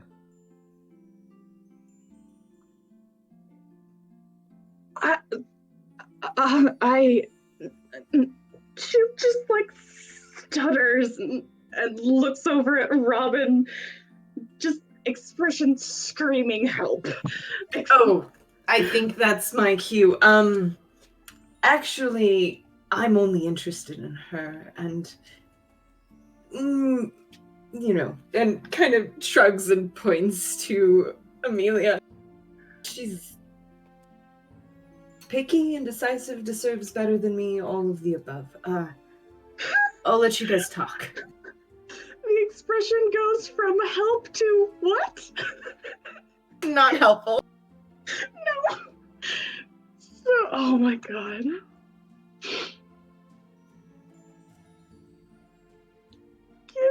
She just like looks from Robin to her mother and just like opens her mouth to say something and just nothing comes out.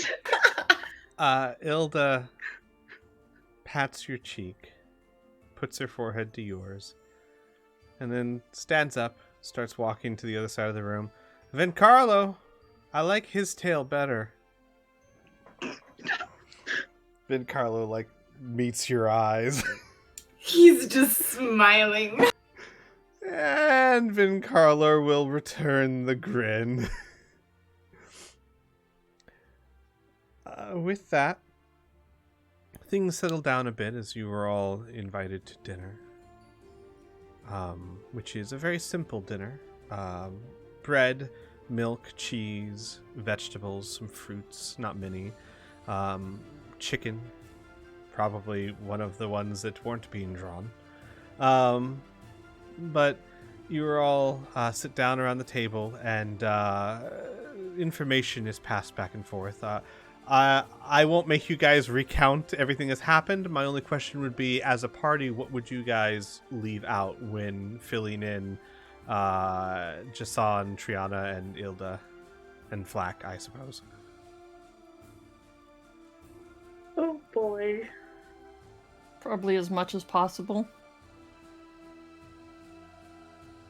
Gotcha. Anything in particular you guys would want to leave out? I feel like it should be obvious, but I'm gonna say it anyways. Annika. Iso's purpose I would like left out, just in Yeah. case. She's just Shala's baby sister. Gotcha. And Ross's demon thing. That's no. Gotcha. With the Gadrian being the queen and Sure, we can leave that tie-in out. with mother and We can tell them about the Arconas, though. What happened there? Are you gonna leave out our mother? Or we can just, you know what, guys? Loth. We can call her Loth. We've been dancing around it way too long. It's Loth. We know.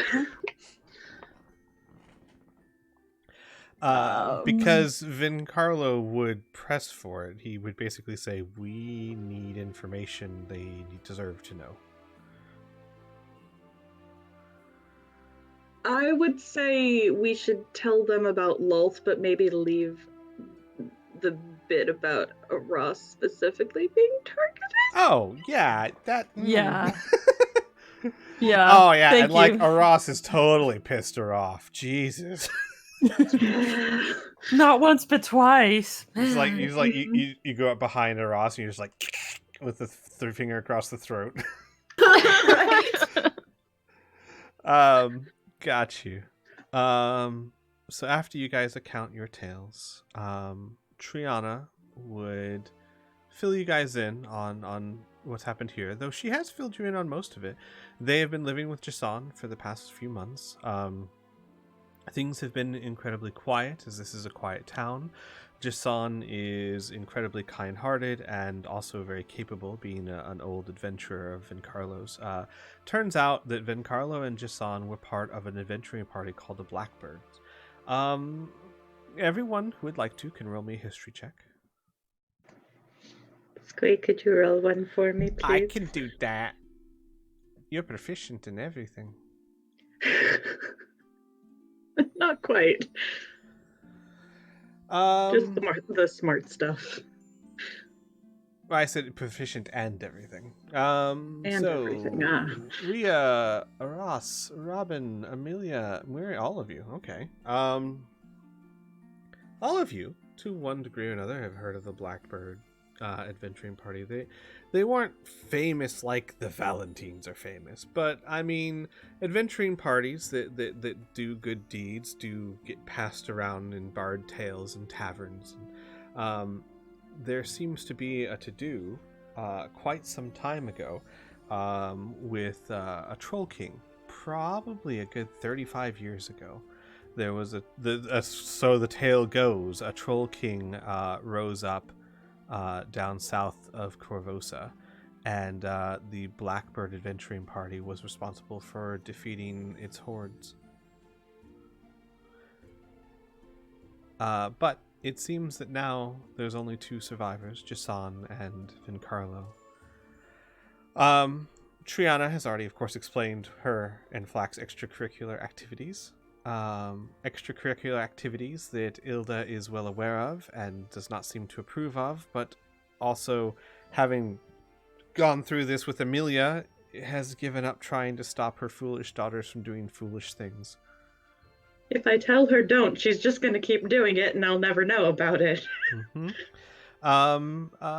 Jason would admit that he has been training Triana in the use of a chain, which was his weapon of choice and has become hers, and that she has actually gotten rather good at it. Ilda, I mean, it's been a very quiet time. She's just enjoyed catching up with Triana, bonding like they should have been doing for her whole life. It seems like they have worked past their issues, and while Triana forgave Ilda basically day one, it took some time for Ilda to forgive herself, and they seem to have been able to push past that. After stories have been recounted, Neolandis, for the first time in a while, would push his chair back and say, "Thank you for the meal and for the hospitality. I think it is time that we all discuss what must be done next. And he kind of taps his leg. "I am afraid I will not be able to go with you on the next step of your journey." I was going to say leg. I know. I caught myself at the last second.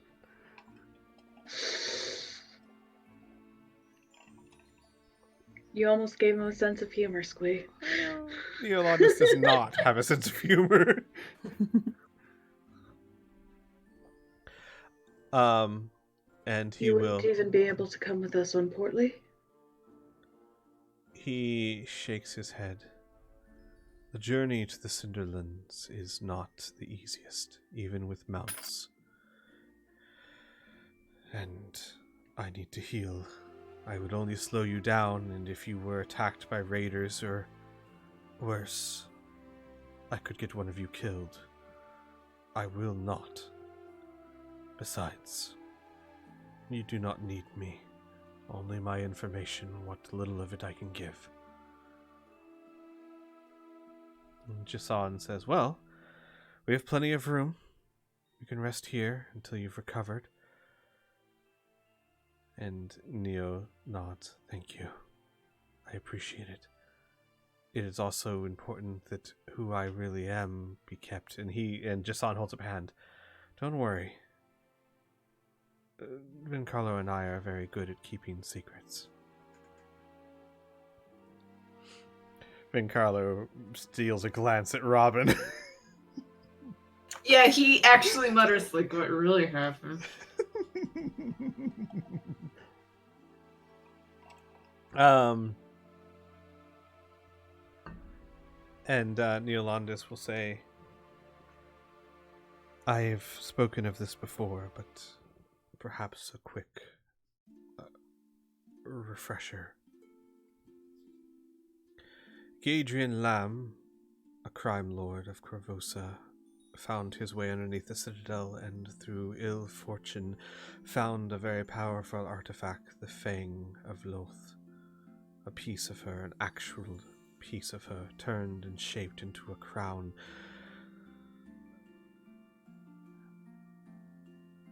There was a fortress, a Scarwall, a battle, and she was split into many pieces.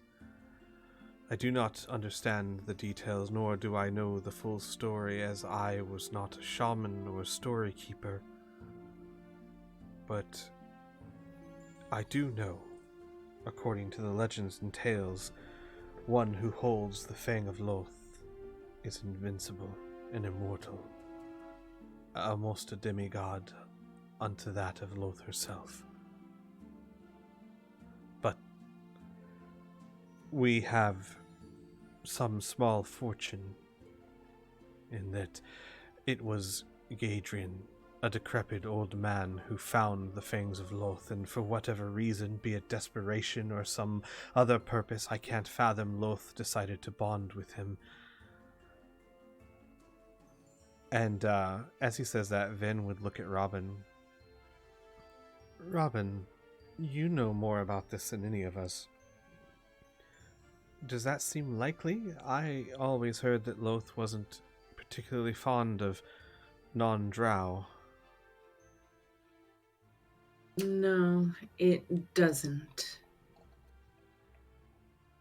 As weird as it is, first of all, he isn't drow. Second of all, he is male. I myself don't understand why she just didn't kill him and pass it on to the next female. She was dying, Neo says. The pieces of Loth were not eternal. Without finding a host, without finding something to attach to, the artifacts slowly lost their power, their essence. Our hope, the Shawanti's hope, in burying it beneath the citadel that was once one of our most sacred temples, was that it would remain undisturbed until the artifact was inert.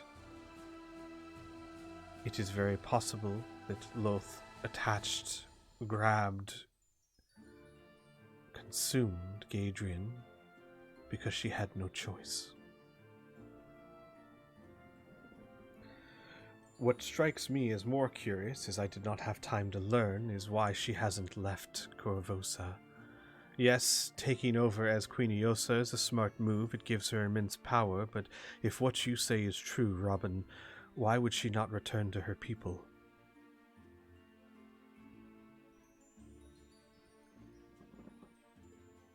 Perhaps she wants her people to come to her.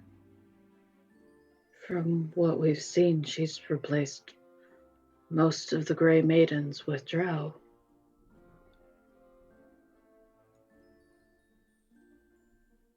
And Amelia pauses for a moment and shrugs.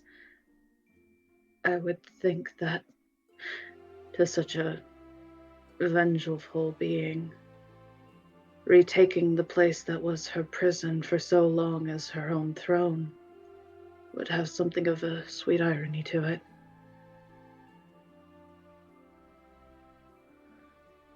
He nods, perhaps, but couldn't she just, well... And he kind of shrugs. Speculation is pointless. The point is, for whatever reason, Queen Iosa, Gadrian, Loth, whatever you wish to call her, does not seem to leave Corvosa. More specifically, she does not seem to leave the Citadel. Could she be still attached to something, or stuck, bound? I wish I had these answers for you, Robin. But I do not know enough, which is why you must travel to the Cinderlands. Among my people, the Shawanti, there are story keepers, shamans, they're called. They keep the tales of old, passed down through generations. I do not remember the stories, but the shamans may.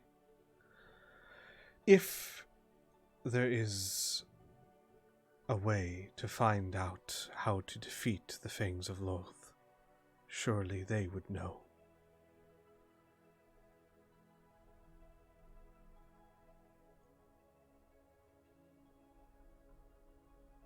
And he hesitates and he goes, "Unfortunately, I fear that may not be simple.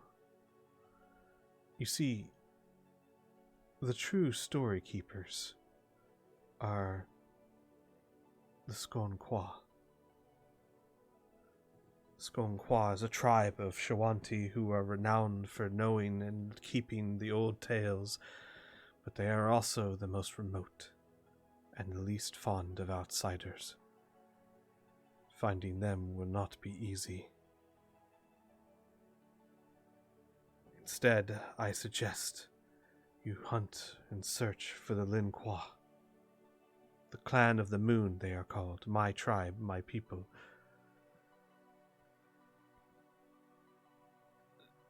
They are, or should be, at this time of year, near our old and ancient burial grounds. I can show you on a map where they are.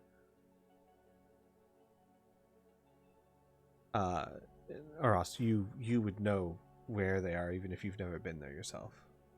Okay. Give me 1 second here. I'm trying to.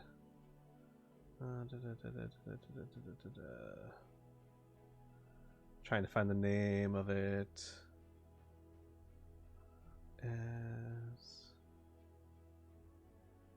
The Hollow Mound. Yeah, that's what I was looking for. Colin Mound. Found it the exact same time you did. And Aras would even mention it. You know of it. I've never been there. I've just heard stories. You know much of my people. How is this? We are not fond of outsiders. I was provided shelter and refuge with the Lin Qua for 3.5 years. But I've spent some time before that as a trader for them, with them. He nods. Yes, that makes sense. Traders and performers are the most likely to be accepted by my people, as there are things that we cannot make ourselves, and everyone, no matter the culture, loves stories. But it is unusual that they would give you shelter for so long. You... And he kind of sits up. Thousand Bones. You were his ward. Yes. I was. He sits back in his chair. I heard of you. I did not realize. My apologies. Oh. Then this is good. Yes, this is good. You must travel. You must go find Thousand Bones. He can help you. That must be your first step. But it won't be that simple, and Thousand Bones would tell you the same. Even if you find the Skonquois, which I can't guarantee you would, They would not just tell you the tales of our people. They are sacred, only spoken to members of the Shoanti tribe that have earned their right, the respect of our people. I do not know if it's even possible for outsiders to hear their tales, but we are desperate. You must find a way to convince them. If there is a way to defeat Loth and save Corvosa, the Skonqua will know.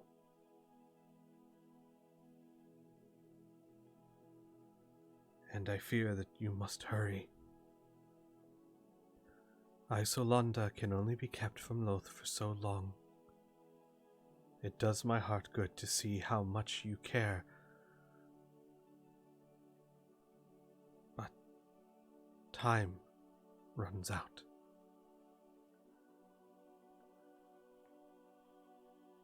Yeah. It'll be okay. That'll help. I hope. And Ross looks really nervous about the idea of going back to the Shoanti. Jason's rubbing his chin. Traitors, you say? Well, I don't know if you've noticed, but I do have a couple of old wagons out back. They were part of a traveling troupe. When we were blackbirds, we'd use it for cover. I haven't used them in, years, but they still work. And there's plenty of horses to spare. You could take the wagons. It would be my honor to give them to you. We would compensate you, of course. He shakes his head. No. No. If you are fighting to protect Corvosa, or even worse, the whole land, what kind of person would I be to take money for aid? I'm too old to go out there with you, but I can do this at least.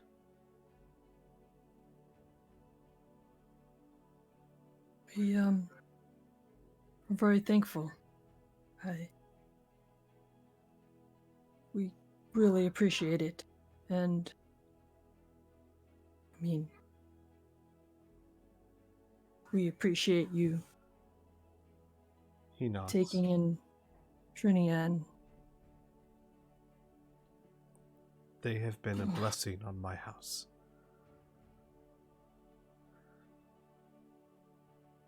And Triana, sitting next to Amelia, puts a hand on Amelia's arm. I'm coming. And looks at Amelia. I'm not letting you go there alone. I've been training. Really, it's fine. I'm not alone, obviously. And she kind of gestures to the rest of the group. Besides, you have to, Triana squeezes your hand. You're not alone. Obviously.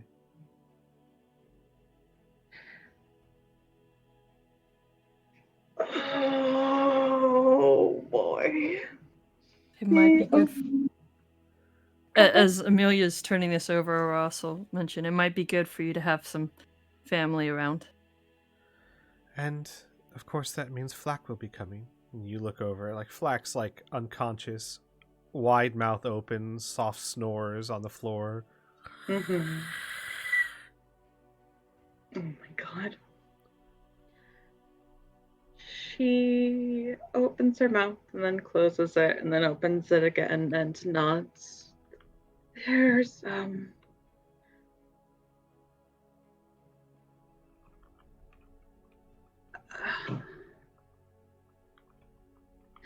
so, never mind. It would be good to have you along. She nods. You see Ilda looking at you both, and then just shaking her head and staying silent.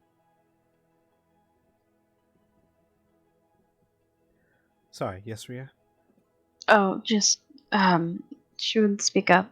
I believe there's someone else that's also coming to meet us.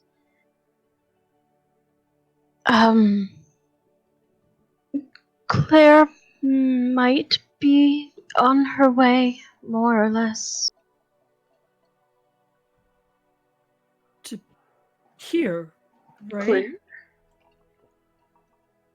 Not to the Cinderlands with us. Oh, well, I did tell her we were going to Horse, and I can pretty much guarantee you that when she gets here, she will not be leaving us alone. That's, good. That makes 9, 10 if you count Toby. Right? Would we have room for everyone? How big are those fucking carts, They're Scully? pretty big. They're traveling carts. They're meant for carrying several people. So you could probably comfortably seat 5 to 6 people per cart. Not shit, not okay. including drivers and all that. Like they're carts that are designed like covered wagons. They're designed to have everything you need for a Okay. long trip. Mm-hmm. As And I mean, the Blackbirds would take them across the world. yeah. Okay. And Ria will be on Portly, and it's likely that Claire, if she's following after us, will have her own mount. Mm-hmm. Oh god, I can't wait to see that. It's a seal. Arash will. Lowest mount ever. Then Carlo would put his mug on the table and say, "Well, you may be too old for this, Jason, but I'm not sure I am yet. I think it is time, though, I give up the blackjack. Retire, so to speak. Give it to better hands." And his eyes glanced to Robin. "But one more trip into the Cinderlands. Always wanted to see it." So, 11 people. I'm coming back home with 11 outsiders. Okay. This is not gonna go well. You think they won't be mad at me, right, Nia Landis? I do not know what terms you left on. Mostly what good. terms did you leave on, Ross? Mostly, good terms. I mean, as far as the tribe is concerned, great terms. She left on great terms. Actually, no, roll me a deception check. What, the tribe I left on great terms? That's true. Oh god. Yeah. Alright. Excellent terms. What are you talking about? It was all great. This will be fine. Yeah, it'll be fine. Oh It's fine. Everything's fine. Yolanda says, "Yes. Perhaps then approaching them from a position of advantage. There are ways to earn the respect of Sconquois, even for outsiders." And he nods to Eros. "If you had spent so much time with us, surely you know." I mean, there are a few things I know that we can do. Like gathering trophies of their enemies.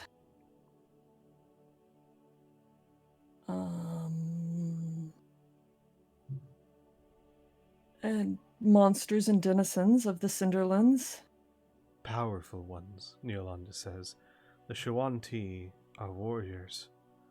You cannot walk in there with a few hobgoblin heads and expect them to respect you." Oh, of course not. Especially not with a group this large. I can also tell you that you would be wise not to pretend to be Skonqua, to pretend to be what you're not. They respect honesty and detest that kind of dishonesty. But you were part of our tribe. If not in name and not a full member, you were at least a ward. That will be in your favor. And out of character, I'm going to let you guys know now. Earning the respect of the Shoanti to achieve your goals is going to be an endeavor. You can do many things to earn respect from them, and I will let you all know when you have earned, shall we say, points of respect. However, I will not let you know how many you need.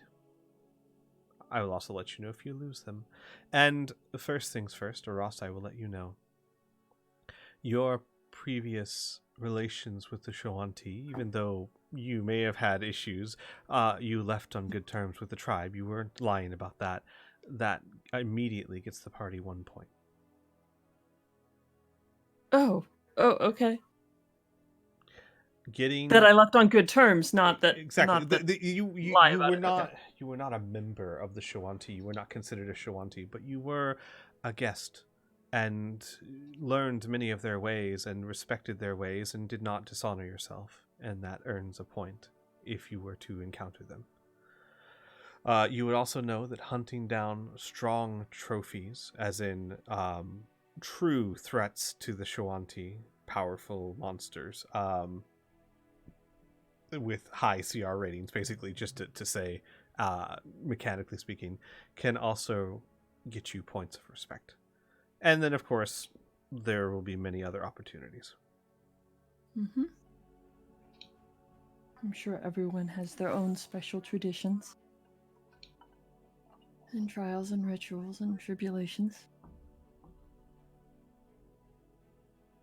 There are 3 main tribes. Do you remember them all, Ross? How good is your knowledge? Well, besides the Moon Clan or the Lin Qua, there was the Sun Clan, the Skylar Qua, and the Skull Clan, the Scone Qua, as you mentioned. There are also the smaller tribes, the Shad Qua, the Axe Clan, the Hawk Clan, not even gonna try to pronounce it. He nods. The smaller clans will all bend to the larger ones. The Sklarkwa you should be worried of the most. They are the most warlike and the least accepting of outsiders after the Skonqua. But whereas the Skonqua are likely to simply avoid you, the Skarqua may not be so avoidant of conflict.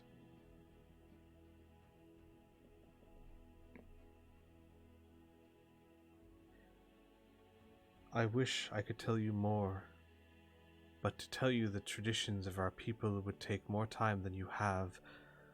You will have to rely upon the knowledge of your friend as you travel. Time is of the essence, and I asked if you are ready to leave tomorrow morning and save my city.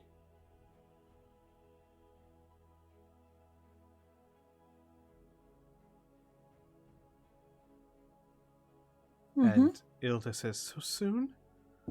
But you only just got here. We don't have a lot of time, Mother. Okay. All right. Then I'm coming too. No. Mother, please. Please what? Go ahead. Finish that sentence, Amelia. I need you to be safe. And what about me? How many times have I forgone that and let you go out there into the streets?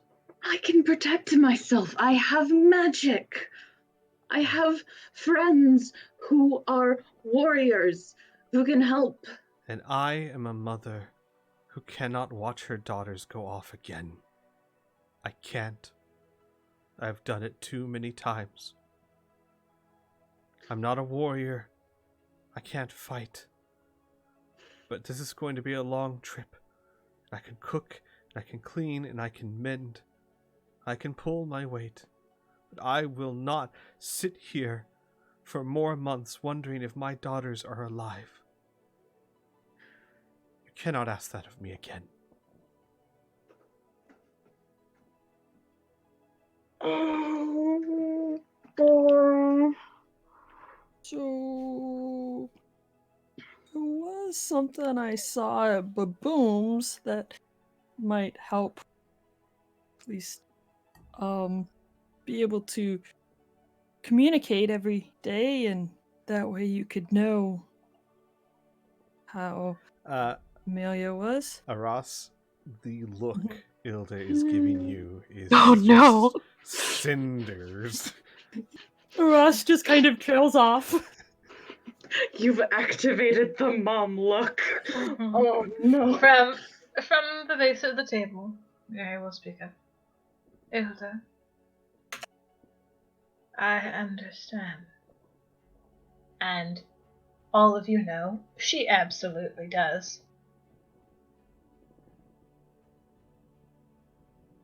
And it will be my pleasure to show you what exactly your daughters face.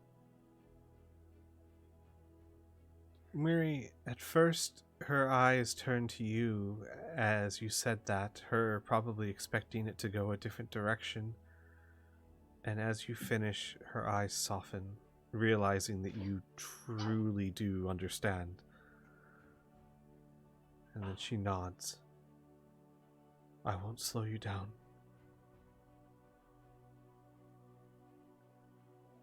I know you won't.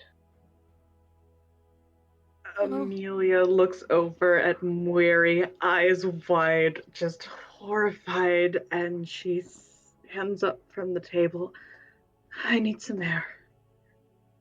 She starts towards the door. And you hear from behind you, Amelia. She stops. And Mary is looking at you, and there is such a look of depthless emotion. And she says very quietly, there is nothing I would not do for my children.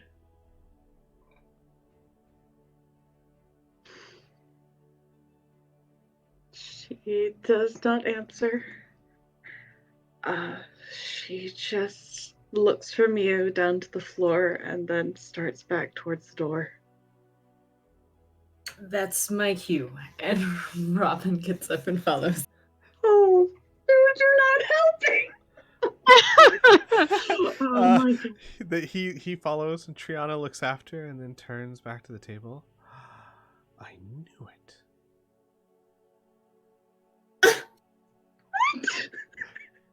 What did she know? Well, I don't know. Amelia's mom just came in and said, I like your boyfriend. Oh my. Okay, Jesus. Okay. Maybe you'll have to ask her. And Mary will once more speak up. Mr. Kopopoulos, I have a question that might be rather personal. Ask. The land Corvosa sits upon was once the domain of your tribe, and it was taken from you. It was. So I suppose this is a question of two heads. One, you came back, and not with the intention of,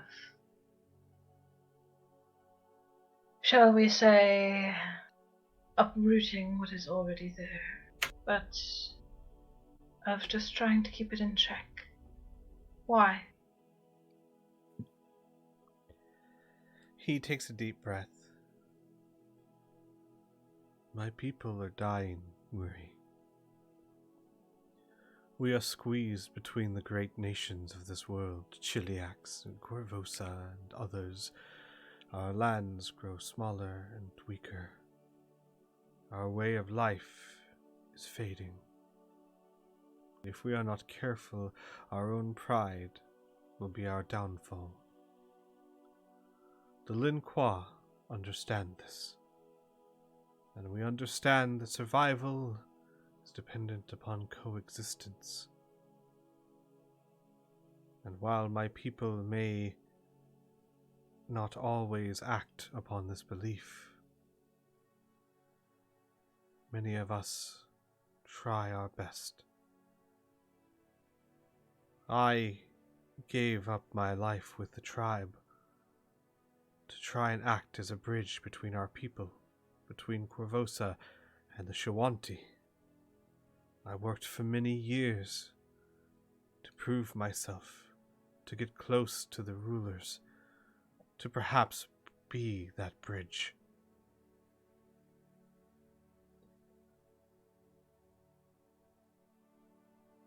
But I must admit, there was another reason. I was told by the shamans of my tribe of the Fang of Loth beneath the citadel. I was charged with ensuring that it was not disturbed. I have failed my charge, and I have failed as a bridge of my people.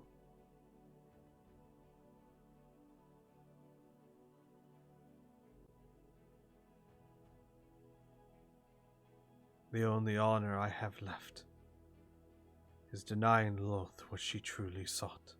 And his eyes glanced to Isolanda.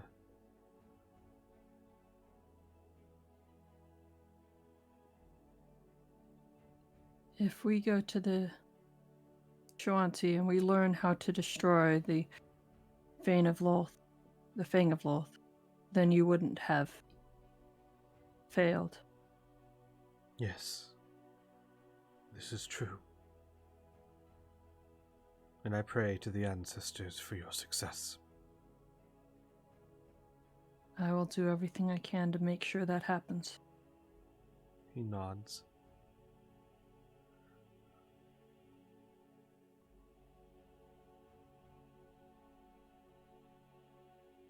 Okay. I think this might be a good place to end the session. So you all will probably wander off towards bed. We'll go ahead and stop here. We'll pick up here next session, just in case there's anything anyone would want to do before then. But, yeah. It looks like Jasan's sons are actually going to, over the course of the night, since they don't have anything pressing to do tomorrow, repaint and basically make sure the wagons are ready for travel.